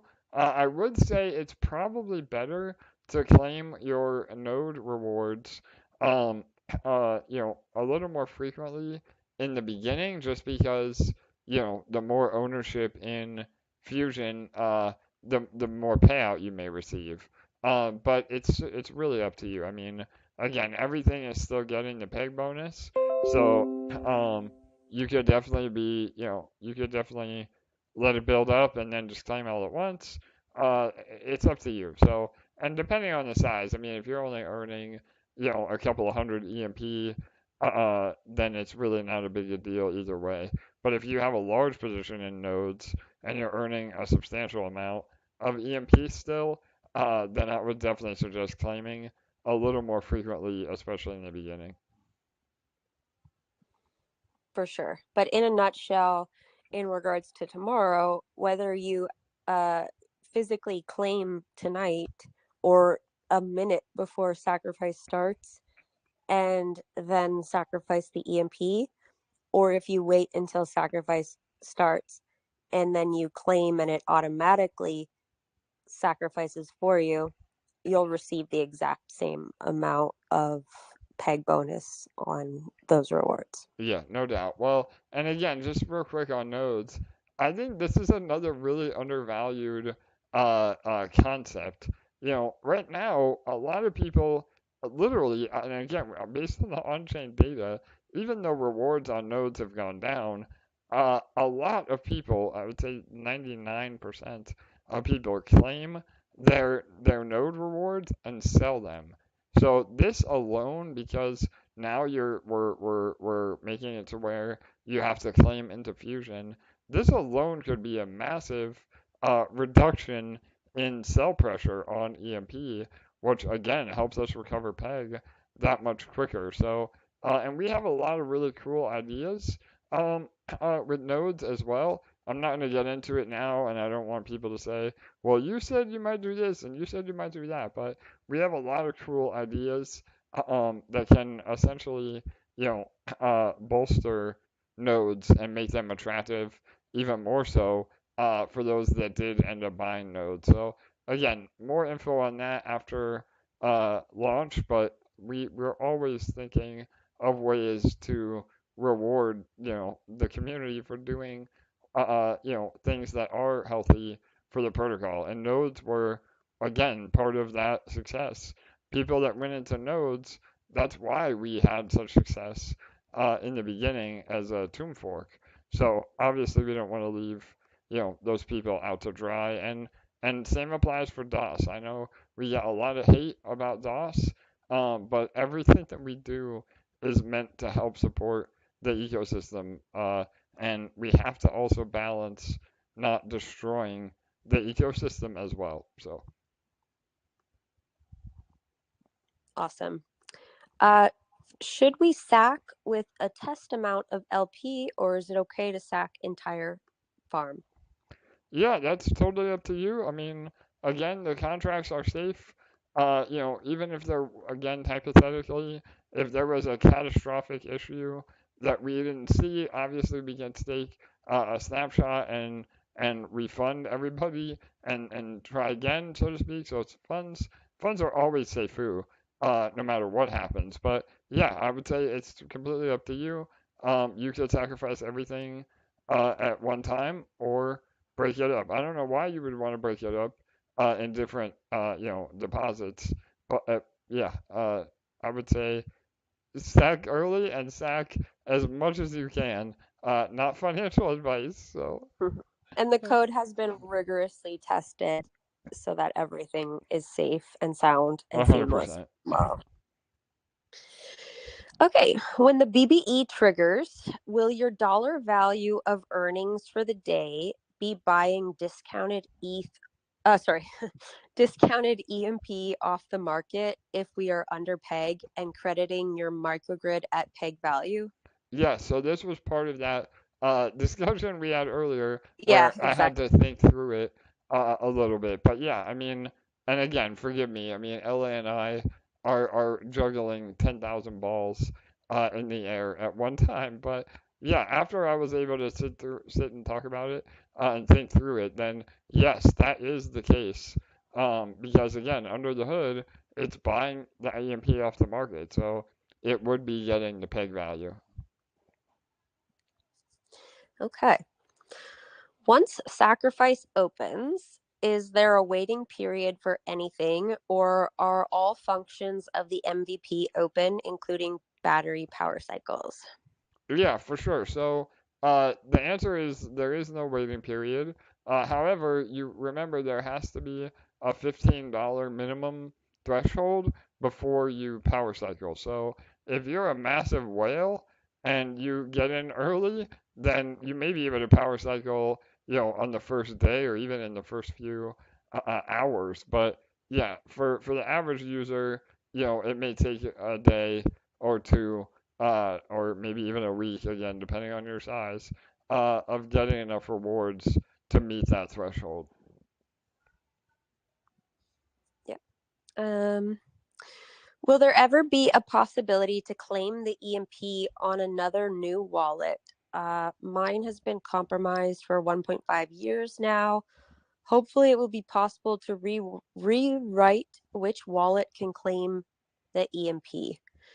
I feel like, based on this user's conversations in the general chat on Discord, he may mean from detonator, but I'm not 100% sure. All right, well, if it is for detonator, due to the decentralized nature of those contracts, and that's why it's so important that you protect your crypto, we are not able at the current moment to be able to update that. And, again, it gets really tricky because, if we did implement that, there has to be some sort of way to verify that you are the owner of that wallet through a signing transaction. But if the scammer, beats you to that or contests that, then you're right back where we started. So there's a lot of things because of the decentralized nature that we can't just go in and edit, what rewards go where and who gets what. I mean, that is the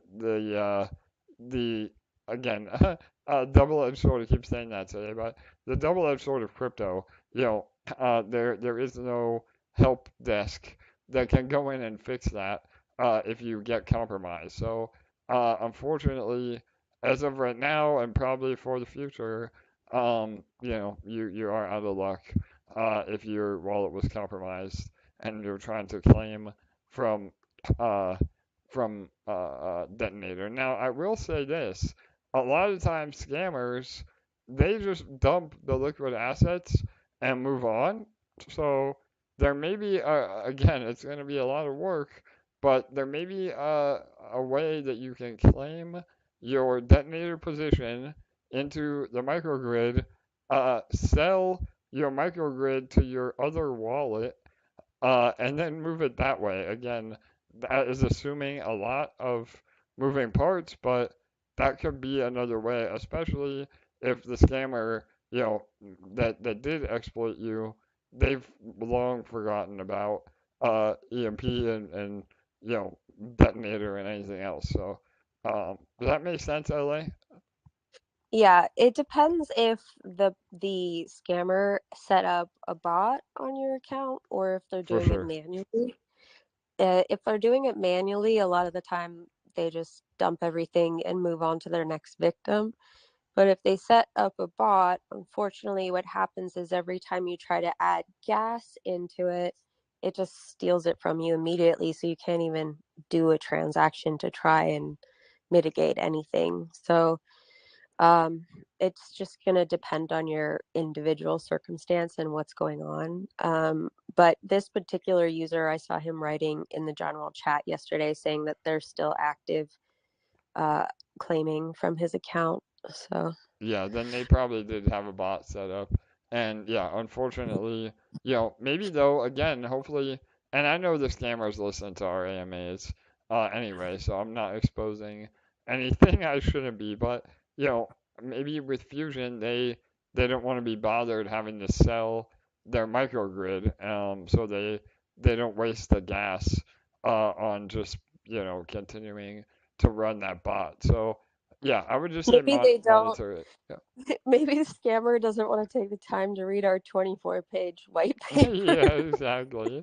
Oh man, that was our angle all along. We are mitigating the scammers with our long white paper. So Believe it or not, we worked really hard to shorten it as much as possible I know it's yesterday. crazy. Yeah. Yeah, LA and I have been working on this damn white paper for 3 days straight. So I hope you all are very clear now. Yeah. All right. Will it ever be the case that the protocol will buy up any microgrid positions left on the marketplace for a specified period of time? We did cover this earlier, so I think we can answer this in one word. Yes. Yes. Are we able to buy and set up batteries before sacrifice so we capture energy straight away in batteries and not the BBE? Yeah, No. so you will have to have your microgrid to be able to buy batteries. So the short answer is no.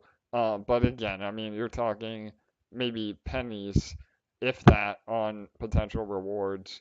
As long as you buy the battery within the first hour of sacrificing, you should be good to go. And again, that is all about just adjusting that mindset away from that, being in a huge rush and having to do it, get it so fast, before, and just like, you can calmly get in.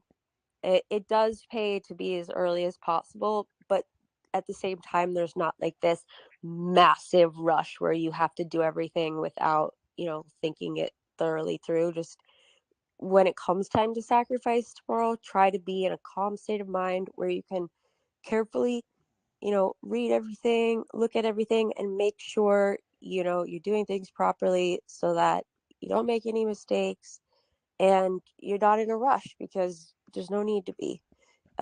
There's lots of time when you start to just do it in a calm state. And when you get in there, you can get your batteries set up and get them going right away if that's what you want to do. Yep, 100%. All right. Will you be able to transfer your microgrid to another wallet once created? If Also, if you sacrifice and create your microgrid in a wallet other than the one you're holding your detonator, will you create a separate microgrid upon claiming detonator for the first time? Yes, so twofold. In the MVP, as it sits now, you are not allowed to transfer your microgrid to another wallet. That might be something that we can edit within the first few days, or a lot sooner than some other upgrades. Again, we just want to be really careful that there's no potential exploits. So rather than implementing that right off the bat, it's something that we want to try to ease into. But there are other ways to get around that. Selling your microgrid, to another wallet, basically selling to yourself. Just make sure you don't discount it too much because, then somebody could come in and buy it out from under you. So just be aware of that risk. But there are ways to get around it in the short term. But yeah, and then the other part is if you sacrifice and create a microgrid in a wallet other than the one holding your detonator, um, yeah, so yes, when you when you claim from detonator, that will create another microgrid. So yes, it will. The first time you claim, you will then have a microgrid. Yeah. So 100%. You're correct. Awesome. All right. When you buy energy or power packs in the marketplace, and say you buy your batteries, but you have leftover energy that you want to use later, where does the energy get stored? Is there a spot on your dashboard that displays it? So yes, it always displays it in the marketplace as well. So when you click that buy button that was at the top of the page on both your dashboard and the marketplace, it shows your current balance of energy, and then you can always view all your stats in the dashboard. So you don't have to use all of your energy immediately upon buying it. There's no rush to use it. You can use it right away. You can use it later down the line. You're totally cool to use it whenever you need to. Yep, 100%. And those will that particular energy will not expire. So again, you can use it for many, many utilities and other batteries and down the road for sure. And that's what we were getting at when we were talking about, getting discounted eShare now to get your power packs, because eShare and Energy are a 1-to-1 ratio. And then as the price of eShare goes up, then you get more batteries for your eShare, because the battery prices for now remain the same. And then whatever leftover energy you have, you can just store in your microgrid. Perfect. Okay. So just to kind of add to that question, there was kind of this worry by some users that whatever energy they had left over would somehow be sacrificed into their central grid. That's not a thing. If you're getting it in the marketplace, it's completely separate from what you're sacrificing on the homepage into your central grid. Perfect. Okay.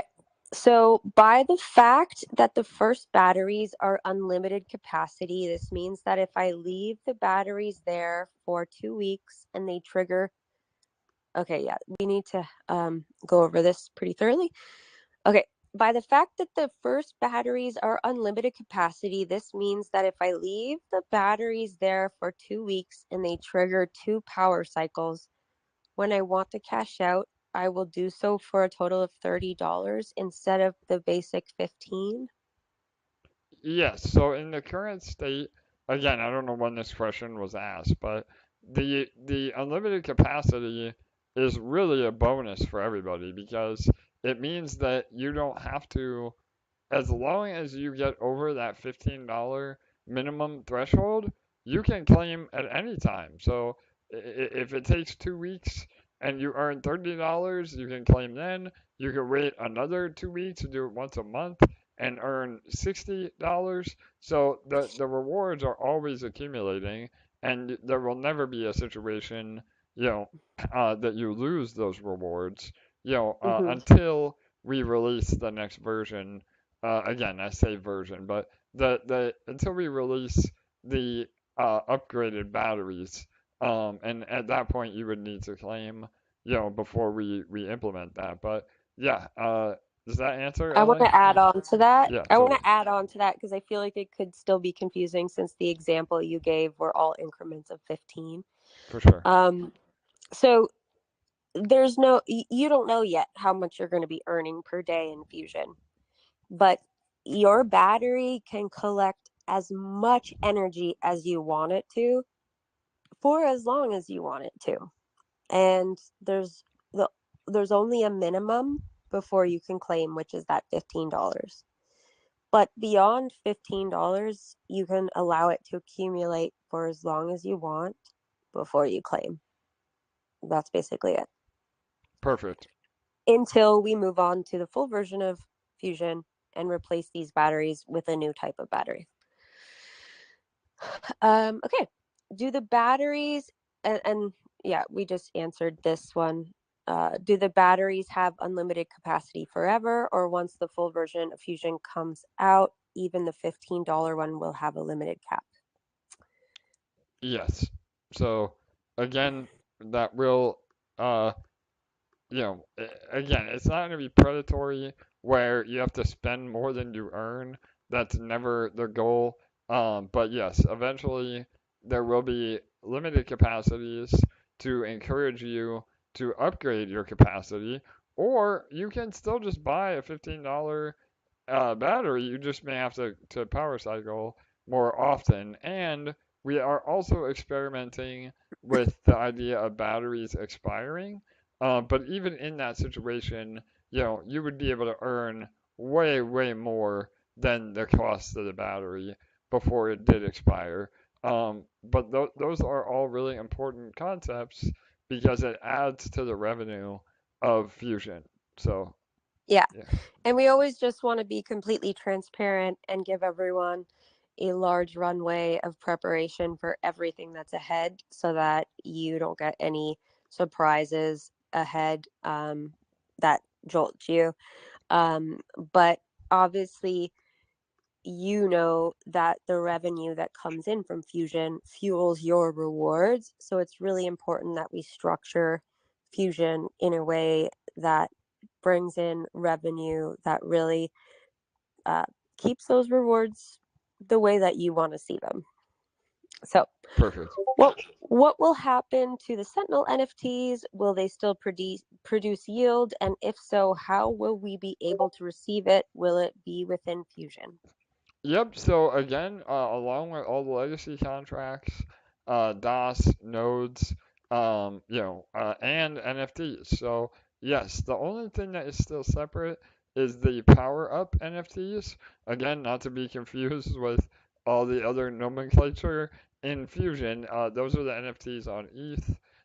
Those will still pay you out in ETH rewards, and will actually, again, on a side note, those should become even more attractive because when we recover peg, those NFTs should pay really well. But the Sentinels and the Defenders, again, just like you go and claim your rewards now in EMP ETH LP or Eshare BNB LP, it's the same exact concept, only you're claiming directly into Fusion. So you will no longer be able to sell your LPs that you earn.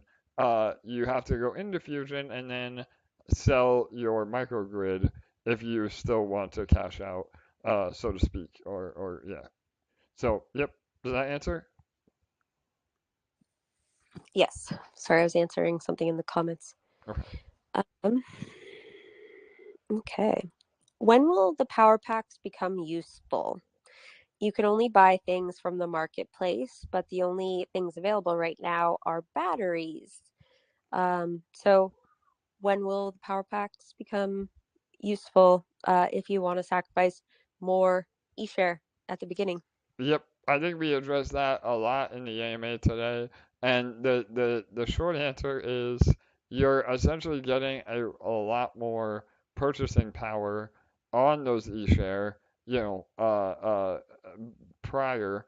Again, it's a bit of that risk and reward, setup, but those that do go in early and get that buying power, they have it in store, so to speak, to be able to buy anything that comes out. And again, over time, certain batteries may be more expensive. There is also utility-based batteries. I know everybody's been dying for an auto compounder on detonator or any of the DOSes. That sort of battery could be implemented, and require you to buy it. So there's just so many things down the road that that you will be able to spend your energy on, and getting the power packs now set you up for that in the future for sure. Also, if you see a microgrid at a great deal that you want to scoop up before anyone else, you want to have that energy ready at your disposal to be able to purchase. For And sure. so that's a great way to continue to build your ownership in the protocol when other people sell portions of their microgrids or their entire microgrid. Yep, you'll have it all ready to go. Yep, and not have to convert more or convert BNB or USDT or ETH. So yep, totally. Yeah. So this one we already answered. Will our BBE from Microgrid get the peg bonus as well? Yes. So again, based on my napkin math and from what I remember from testing, yes, it will. Okay, another one. I think when nodes first came out, the first thing that attracted me to them versus other synthetic nodes is that they were supplemented by the treasury to maintain payouts. They are having the ability to subsidize the reward pool in this manner. I believe this was achieved by having a portion of the newly printed EMP from the boardroom be used to support the nodes. Am I right in my understanding that nodes will no longer be supplemented by the Treasury as per the nodes documentation? Yes, so this is all correct. And what was said, of the supplementing them in the beginning, that was how it was done. But like I said a few questions ago, uh, the short answer is, no, but very soon, we are looking into ways to support nodes. And again, the idea is that we also make nodes more attractive again, simply just from new volume. Again, we try to get away from Podzonomics in everything that we do, but in this particular case, there could be a new wave of money coming into nodes because that is potentially a way to get ahead in Fusion faster. So there's just so many variables right now that we can't really comment on what's going to happen because we can't predict the future. So after we see Sacrifice go live, we give it, a few days, a week, whatever it takes, to really understand how much, how many people have sacrificed, what the APRs are, what's coming out of nodes and legacy contracts. That will give us a lot of data, and at that point, then we can make a much more educated game plan about how to, you know, supplement those. So whether it's allowing you, I mean, again, we've talked about multiple things, so we are working on this actively. One of the ideas is to let you sacrifice your node position into Fusion. Another idea is to supplement some of the node emissions through, like you said, the EMP that the Treasury owns. I mean, there's a lot of ways that we can do it. We just need to have the actual data and put a plan together that doesn't dilute or hurt the protocol overall by doing so. So, again, I know it's a long answer, but the short answer is not immediately, but we are looking into supporting nodes for sure. Awesome. Other than selling a Fusion NFT on the marketplace, will there be a more private way to merge an NFT from one wallet with an NFT on another wallet? Yeah, so I'm not quite sure what they mean as far as private, other than like a OTC deal. They But mean for themselves, like they want to send it for themselves. yeah, so as of right now, again, we're not allowing wallet-to-wallet transfers, but that is something hopefully that we can implement. And the whole idea, again, I mentioned this on some other AMAs. We just want to make sure that there is a fee that is still associated with that, and that there's no potential exploits, moving microgrids around. All right, awesome. This is the MVP launch. When is the full launch expected, and what are the main upgrades and differences to the MVP? Yeah, so again, it never fails. We're getting ready to launch, and now people want to know when full version. So this is the full version. I mean, fundamentally, everything is in place for Fusion to operate. It allows you to sacrifice, it allows you to cash out, it allows you to maintain ownership of the protocol, it allows the revenue share to be distributed, and those revenue streams to support Eshare. So, from a fundamental standpoint, this is the final version. What we say with the MVP, again, it is the minimal viable product. So over time, rather than releasing a Fusion V2, V3, V10, we just continually add more and more features. And that is not really based on a timeline. It's based on when we can get it done. So over the next few weeks, you could see many upgrades, like more battery options, uh, other quality of life, fixes or changes after we get feedback from the community. I mean, remember, we've done testing and we've gone through everything that we can do, but this is a brand new protocol and we are keeping it as an MVP just so people have the expectation and understanding that, we will absolutely be having to make adjustments because this has never been done before. So does that explain, LA? I don't know if you want to add to that, but Yeah, everything AJ said, the development will be ongoing and the improvements and upgrades will be ongoing. And we will continue to take your feedback in mind as we go forward because this has never been done before, and we look forward to hearing about your experience and seeing it through your eyes now that our eyes have become blurry from focusing on it for so long. totally. All right. In the white paper, I did not see the Eshare-BNB pair from the Sentinels mentioned as an option to sacrifice. Do we need to split up that pair to sacrifice it? I did see going forward it will be automatic, but if I hold it currently in my wallet, what is the best option?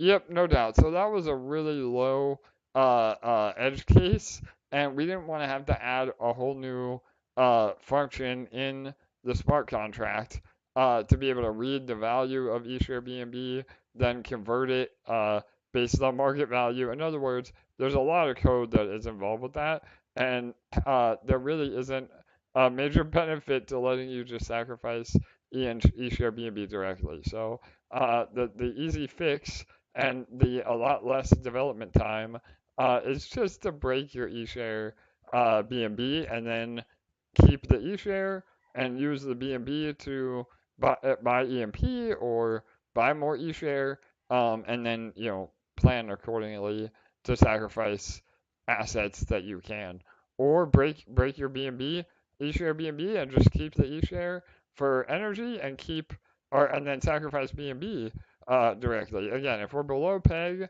you're definitely better buying EMP with the BNB because of the peg bonus. But yeah, any Eshare-BNB LP will be something you need to break on your own. Except if it's in the NFT, and then it will be sacrificed automatically when you claim. Correct, and that was another reason why we didn't want to take development time because there really is I think maybe 10 people in the entire ecosystem have liquid Eshare-BNB LP that they're just holding. So yeah, if it's coming from the NFTs or from Reactor, then it will automatically be sacrificed for you. Awesome.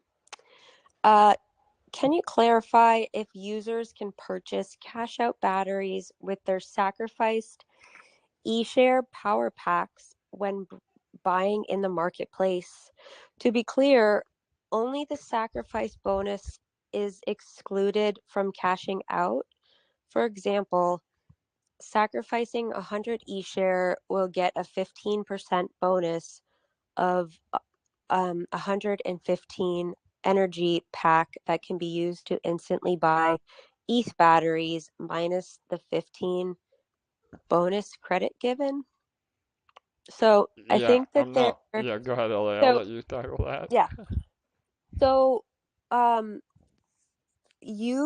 you buy a power pack, you can use the full 115 energy to purchase batteries or microgrids or hold on to that energy for future purchases.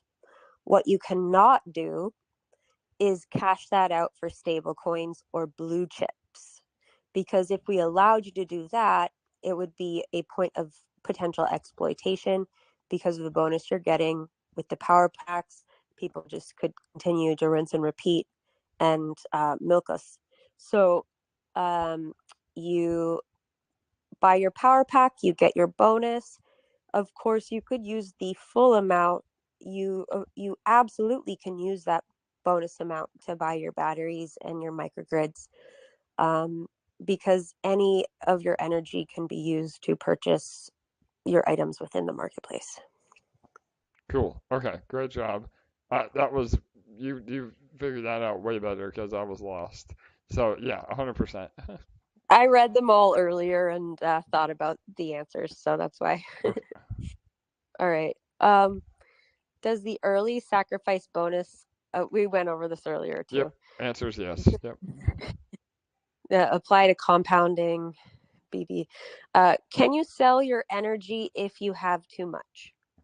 No. So energy again is it depends on what you're speaking of, but I believe you're asking for the energy that is in the marketplace. So that is, because you're getting that bonus, it is basically locked up in uh in the marketplace to be spent in the marketplace. But, at any time you can buy an additional microgrid, you can buy additional batteries, you can buy additional, utilities, batteries that we release, and then eventually even oh my gosh, I'm drawing a blank. What do we call it when they can make their battery capacity or power cycle quicker? Power ups. Power ups, yeah. Again, that's Today I was the one who remembered. yeah, no doubt. So power ups again, those aren't relevant now because the capacities are limited. But power ups will be very powerful.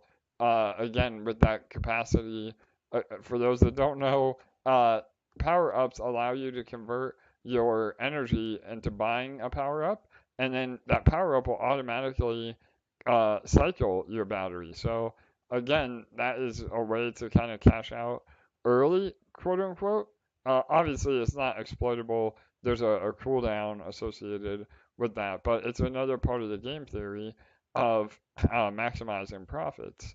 So again, there's so many things that you can spend your energy on, but you do have to just keep it in the marketplace. So and then yeah, if you have too much energy in the microgrid, it will just continue to accumulate in your battery until you cash out. Awesome. Okay. Toggle function for BBE and battery accumulation. In the white paper, it mentions a toggle function to switch between BBE and accumulating energy into a battery. Is this strictly a manual process, or can I configure my microgrid to perform an automated split? For example, can I set it to 50% BBE and 50% into my battery? Yes, so based on the latest iteration, it's not that customizable. So you will have to choose just on or off, meaning, BBE on or catch-up battery on. However, this is a perfect example of what will be coming, as we continue development. So yes, the ultimate goal is that all of this will be very customizable. And in this example, absolutely, you could do 50% BBE, 50% to the other battery, or even more so, which I think may even be available in the MVP. That part is, yeah. That you can split it between multiple batteries. So you may not be able to do the BBE split, but you can, if you have 3 batteries, then you can do 33% of your accumulation into each battery, or as long as the overall number reaches 100%, you can absolutely break it up. Right, LA? Does that make sense? Yep. Yeah, Okay. absolutely. So for now in the MVP, it has to be either batteries or BBE. But within your batteries, if you own more than one, you can custom set your accumulation percentages between the different batteries on a sliding scale. Cool. Okay, perfect. So marketplace transactions and Eshare/energy handling. I'd like to clarify what happens with Eshare and Energy during a marketplace transaction. For instance, if I buy a battery in the marketplace with BNB, the process involves swapping BNB for Eshare, then Eshare for Energy, and finally Energy for a battery. What happens to the Eshare that was swapped for Energy? Additionally, what happens to the Energy that was swapped for the battery? Okay, so I think it's easier if I go through this line by line. So I'd like to clarify what happens with Eshare and Energy during a marketplace transaction. For instance, if I buy a battery in the marketplace with BNB, the process involves swapping BNB for Eshare. Yes, that is 100% true. Then Eshare for Energy. That part is the confusing part. So there is no other token value called energy. Again, eShare becomes energy when it's distributed in as rewards. So there really isn't a separate transaction. The distribution contract will automatically pay out eShare as energy. And then finally energy for a battery. So again, the smart contract just awards you a battery. There is no additional transaction. Well, I guess I don't know what. That's kind of confusing too. Because are you asking about buying a battery? Oh yeah, they are. Talking So about in the yeah, marketplace when you pay for your yeah, energy with BNB and then you use your energy to buy a battery. yeah. So it would just issue you that NFT. And then yeah, the eShare that.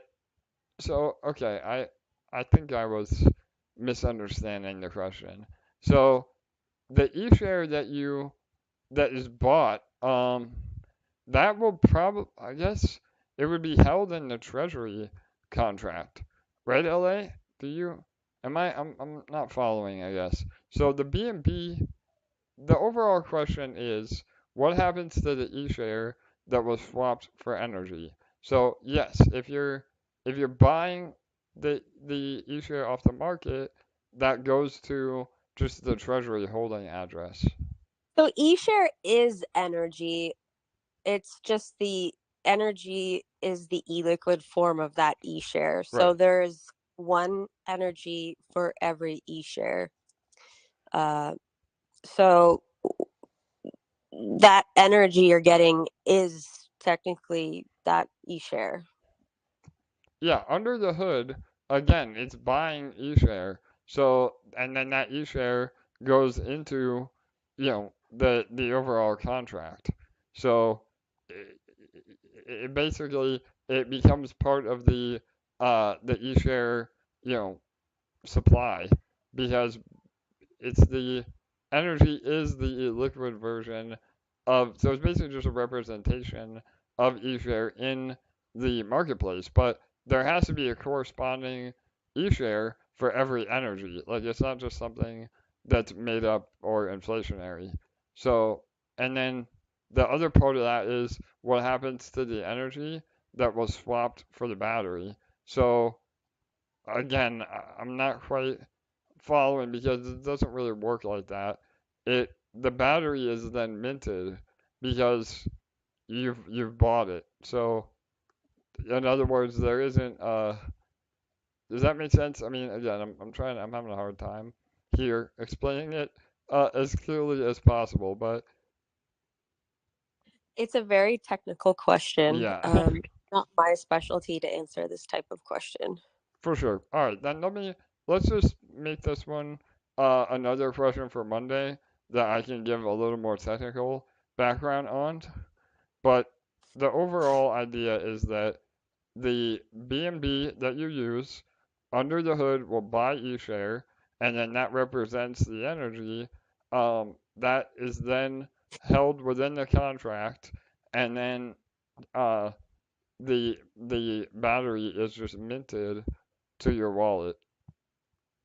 Because again, you got to remember the treasury is what is selling the batteries. So that it's held in the distribution contract as revenue to the protocol, and then that is distributed to everybody else as energy rewards. So we don't take a cut other than the 3% of that energy. So it's a direct revenue stream and then redistributed to everybody in Fusion for doing so. Does that make sense? I think that's more clear. I think that's a lot more clear actually. So again, Yeah. to recap, or you want to do it, LA? Or yeah. Nope. All right, so yeah, to I recap won't go then, near that. where all the eShare/energy is rewarded as energy to all the users in Fusion. So again, when you're buying eShare or BNB, when you're using other assets to buy in the marketplace, it's converting it to eShare, and then that is in return distributed to all the users as rewards. So, technically speaking, it just goes, buys it off the market, and then puts it in the distribution contract to be distributed as rewards. Okay, cool. Is energy essentially, well, this kind of goes further into that question, Okay. and you were just kind of covering this. Is energy essentially a Fusion specific token that is only accessible within the Fusion marketplace and not outside of Fusion? Yes, 100%. So again, energy is almost like a placeholder or illiquid token that is only made to facilitate the logic of the smart contract. So again, I'm trying not to be too technical, and even a lot of it is outside of my wheelhouse. But the whole idea is that, you know, that eShare is energy is the e-liquid version of eShare, and it's all handled through the treasury and the distribution contract of rewards. Awesome. eShare farm clarification. And I want to start out by answering this question, and then I'm going to read the question. I want to remind this user and all users, tomorrow when Fusion launches, all of the emissions that originally got allocated to those two farms, they will all now be directed towards Fusion. So those two farms will no longer be receiving any emissions. Those farms will now be inactive. And so even if you leave any LP or eShare in those farms, they will not be receiving rewards. Because all of those rewards that those farms used to earn, everyone in Fusion is earning those rewards now. So I just want to preface this question with that, because that alone answers the whole question in a less complicated manner. And I think that will clarify things for the user who asked this. So I have some eShare in the eShare farm currently. At launch, I will allocate some to Fusion and hold on to some. If I don't withdraw all my eShare from the retired eShare farm, will it remain in the retired farm, and will all my eShare rewards go to the central grid instead of to me? If that's the case, wouldn't it be best for Fusion to leave my eShare in the farm so that the central grid gets the rewards instead of withdrawing it to my wallet? In my wallet, it will do nothing, but in the retired farm, it will help Fusion and still earn me emission rewards indirectly through Fusion. Is that correct? So love your thought process and absolutely love your heart. But unfortunately, that's not how it works. Yep, perfect. So yes, the short answer to all of that is that, yes, the emissions go away, and so you don't lose out on the reward. If you have unclaimed rewards, you can still claim them in the farm, claim the eShare, but it will no longer earn for you. So it is very important that you remove your LP from the farm, remove your eShare rewards, and then sacrifice that LP directly into Fusion.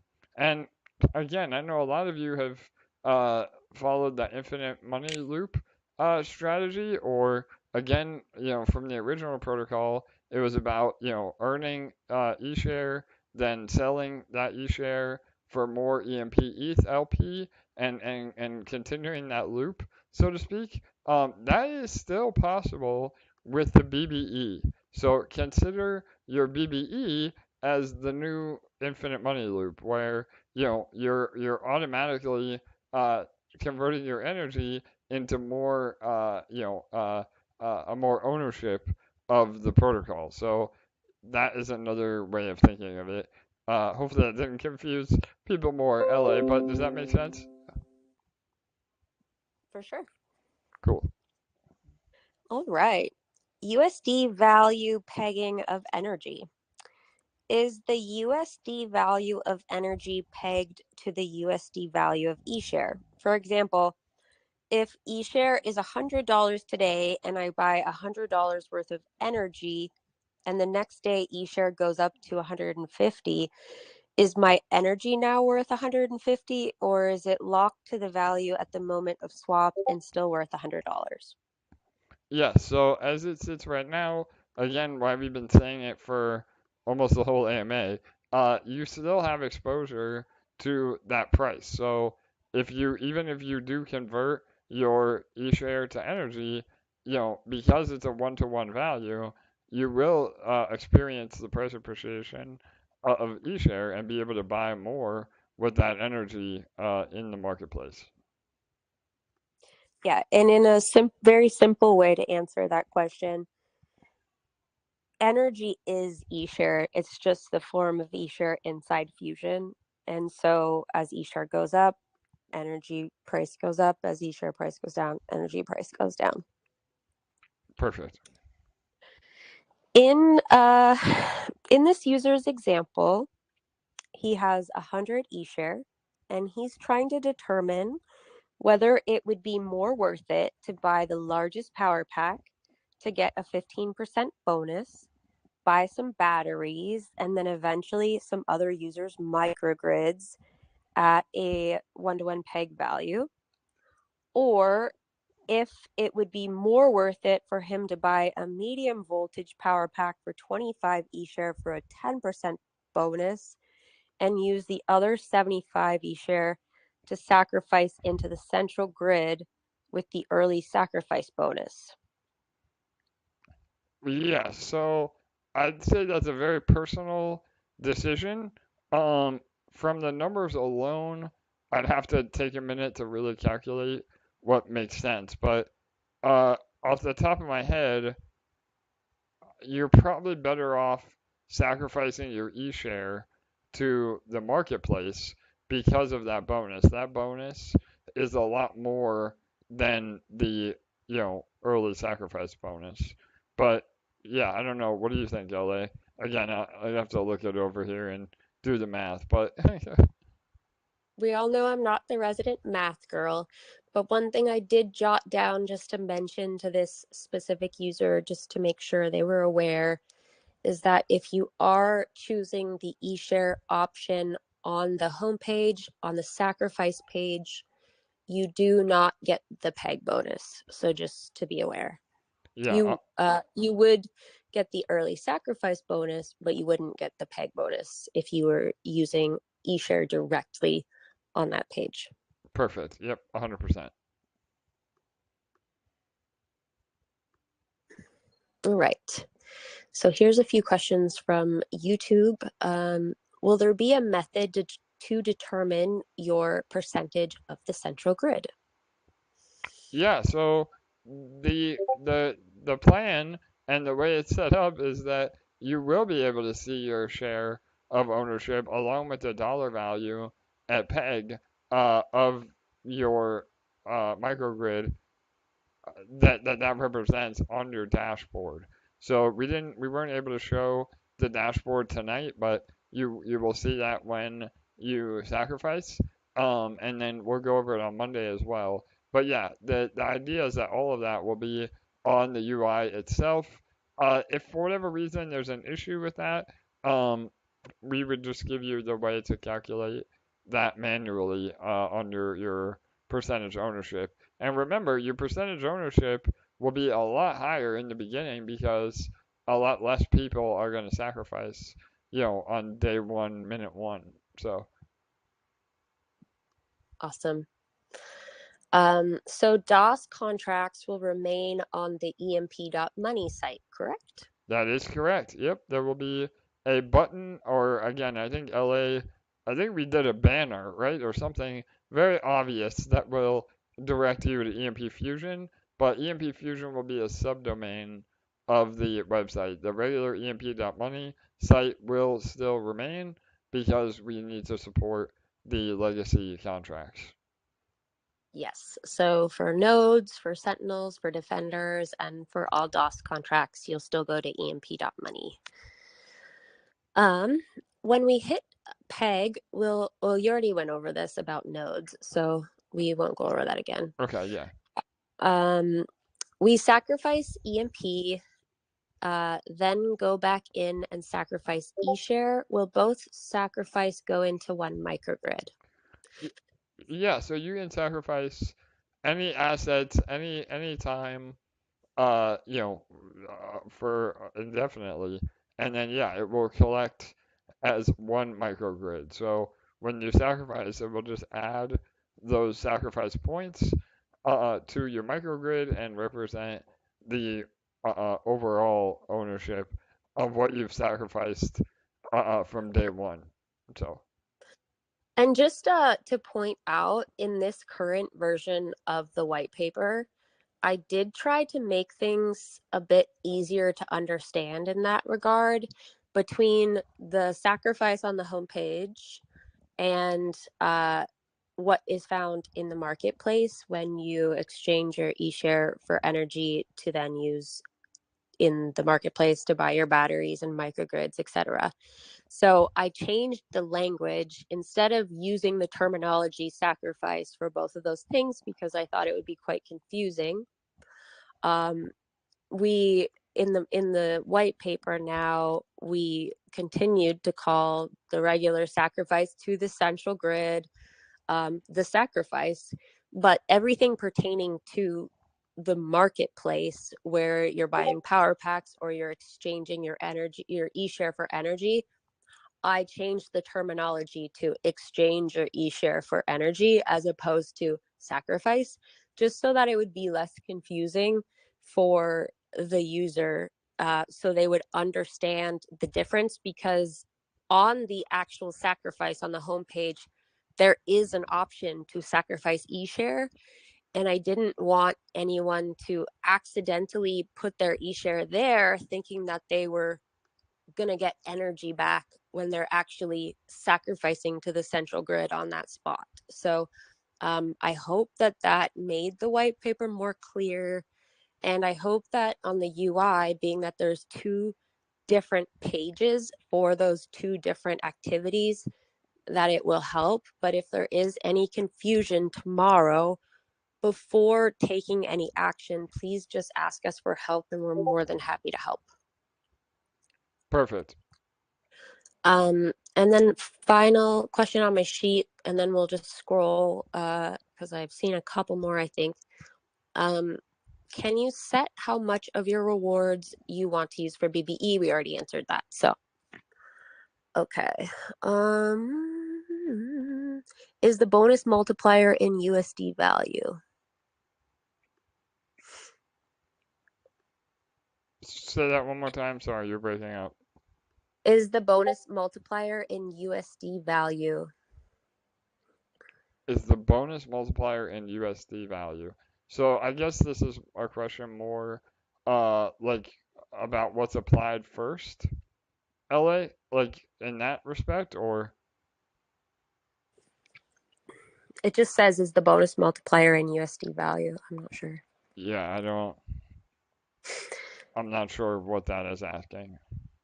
I'm assuming maybe the early sacrifice bonus. Yeah, so again, just to be aware, that is applied after the early but after the peg value. So technically, it is in USD value when you're measuring your microgrid value. But it applies to the EMP, and we're subsidizing that through the treasury. So Cool. yeah. I already answered this in the chat, but I'll read it out loud anyways. And we did already clarify, when eShare price goes up, do you wind up with more energy? No, you don't, because eShare and energy hold a one-to-one value with each other. So when eShare goes up, so does the price of energy.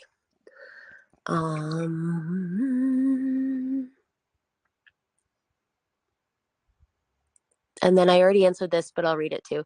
Will the microgrids for sale be based on the owner's perception of worth or its inherent value? So the owner can sell it for its current value at peg value or for less, but not for more than it's worth. Correct. I think that's it.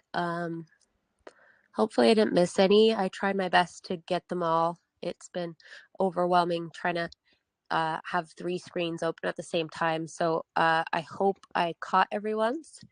I think we did over 30 questions. Yes, that was insane. So one of our most incredible AMAs to date. I know we're gonna try to have a special guest. I know it's been a long night. I don't know if he's still here. But I think it would be bullish to end I don't with see. some stats. So is Vino around, or did we lose him? He's not on the live chat. Okay.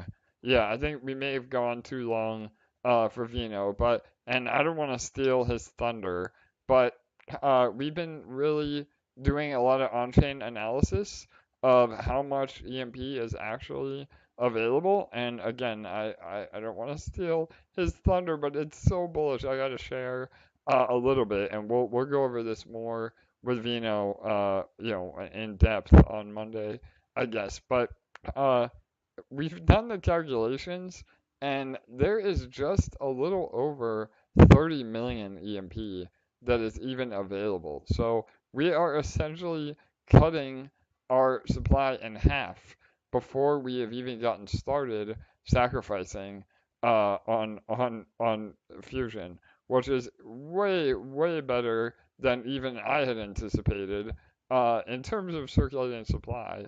And that 30 million EMP difference is in either nodes or detonator or contracts that are no longer accessible. For instance, there's 3 million EMP that is no longer accessible, which essentially just means it's burned in the original boardroom contract. Just from again, not to get too into the weeds, but for those that know, the day that we launched EMP, we had a slight bug in the boardroom contract, and we immediately released a V2. But with that, there was 3 million EMP that was produced before we could distribute that to everybody. So that alone, again, is a dead wallet, essentially, that even though on the supply it shows up, it really is burned. So there's a lot of instances like that, and even some wallets that have never, maybe accumulated in the beginning, but then got hacked and haven't had activity for over 2 years. When you add all of that up, there is a lot less EMP.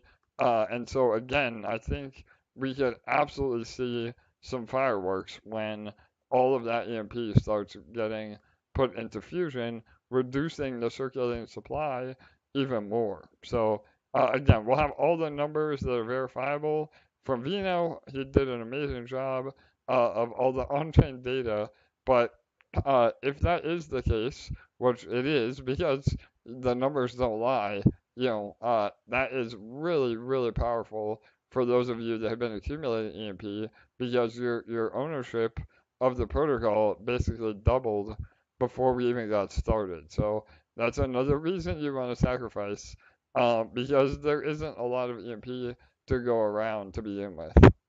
Well, catch this too. Aside from everything you just said, I was looking today, and on the EMP site, there are the inactive farms, right? The inactive pools. Yes. Did you know there's still just under, well, there's like, I think about $425,000 worth of LPs that involve EMP in them. So there's EMP Eshare and EMP ETH, the old version, Yeah. that are just sitting there in inactive pools that have been sitting there for, I don't know, probably a year. Yeah, insane. So that's even more to the point. I mean, I'm sure those are factored in on Vino's math. But yeah, I mean, And those, then also over 1,100 Eshare in the boardroom too. yeah, totally, which will reduce the supply of eShare as well. So again, the on-chain data can be misleading because unless it's sent to the actual dead wallet, it doesn't count against the total supply. So just you know, that's some really big alpha for those of you that are on the AMA because those that are new to EMP, they will not know that a lot of those contracts are dead wallets or inaccessible or essentially burned. And so, it's much more bullish for all of us that have accumulated large amounts of EMP and eShare because we are in control of the supply. So, again, hopefully, shout out to Vino. We love you, bro. Sorry we went so late that you weren't here, but on Monday I'll have him do a full breakdown of all of that. So. I got a hold of him. He said he lost power, so that's why he Oh disappeared. man, So all right, bummer. Hopefully he's okay. Well, there you go. I mean, at least Steve wasn't passed out on the couch. So no, we love Vino loves a party. So his nightly beer run. So I uh, want to say a huge shout out to 80 people who made it nearly 3 hours with us. Wow. Shout out. yeah, shout out to all of you. Sorry you broke up real quick, LA. Sorry, Yeah. my alarm was going Oh. off. Yeah, that's unbelievable. I think that's some of the, not only is that some of the highest numbers we've had to date in terms of concurrent views, but for 3 hours straight. So please, before you guys leave, guys and gals, smash the like button, leave us an encouraging comment on Fusion launching, and get ready for tomorrow. We're literally hours away now. So really amazing stuff. Yeah. Amazing. Thank you guys for joining us. We are so goddamn excited for tomorrow. We'll be posting all the details. Before we wrap up, I do just want to go over a couple safety things with you. I am your safety queen. I love to remind you of this stuff because, especially on launch day, it's very, very important. So, a reminder. We will not DM you any important details about the launch. There will not be any separate groups. And only in 3 places should you rely on important launch details for tomorrow. One of them is pinned in our main EMP Telegram group, and if you're in VIP. The second one is in the announcements of our main EMP Discord. And the third one is an email from support at EMP.Money. And you'll only receive that if you're already on our email list. And that is our only email. And so if you receive an email, check the email list, even if the user says AJ Brockman. For sure. And so any important details, any contract addresses, any websites, any launch details, anything will be pinned. It absolutely will be pinned. So if you see people posting things, trying to get you to click on them and they're not pinned, only rely on pinned details. An exception to this would be if you see, Stinky Beans, the real Stinky Beans with his chat bubbles that say admin. He will probably be in the chat answering questions. But always rely on pinned announcements, please. And please make sure you're using a hardware wallet because we want your money to be safe. I love it. Absolutely, LA. Again, I think we covered all of our bases for the most successful launch we can possibly have. Again, like I said at the top of the show, we are shooting for 1700 UTC or 1 p.m. Eastern Standard Time. Obviously with all the moving parts, we're going to try to launch on time. Please don't panic if it's a bit delayed. Obviously, we will do everything we can. Just setting expectations, and there is no situation where even if the launch is not according to plan, that money would be lost. Everything is safe. We would just have to migrate or honor everything that we have said. So I'm bringing that up now just because, again, I like to be prepared for the unexpected, and I just want to make sure all of you have a calm mindset moving into it. And like Elliot has said, literally the entire AMA, there is no reason to try to rush. Do everything very methodically and calm. Take a deep breath, and then get involved with Fusion. As long as it's within the first 24 hours, you are getting every bit of value out of everything. And even if it isn't in the first 24 hours, the early sacrifice bonus is definitely not, a game changer in terms of value. So it's just there to encourage you all to get excited and get ready and sacrifice as much as you can afford, as early as you can afford, and start earning. So, all right, I think that was it. LA, any final words as we get ready for Fusion tomorrow? I know it's like Christmas where you want to go to bed to get up early because that means it's that much closer to happening. But I don't know if I'm I going to be got able my to go to alarm bed. set for Yeah, 6 a.m. yeah, So totally. we will be in the chats tomorrow during lunchtime. If you need us, tag us. Especially on Discord, tag me if you are addressing a question to me specifically. But we're here for you if you have any confusion or hesitation about anything. Ask us first, because I'd rather answer your question than have you staring at a page confused for an hour. I'd rather you go into it feeling great, Yeah, absolutely. And I will be around as well. We purposely did not do an AMA tomorrow so that we can have all hands on deck. And then we'll start our AMA train shortly after sacrifice. And also, just another bit of alpha for all of you. There may be a situation where there are some swing traders that buy the news or buy the rumor and sell the news. So don't be alarmed if there is a dump on EMP. It may be an amazing opportunity to buy and scoop the dip for one last time before we really turn on, the mechanisms to repeg. So just keep that in mind. Again, not financial advice, and never ever invest more than you can afford.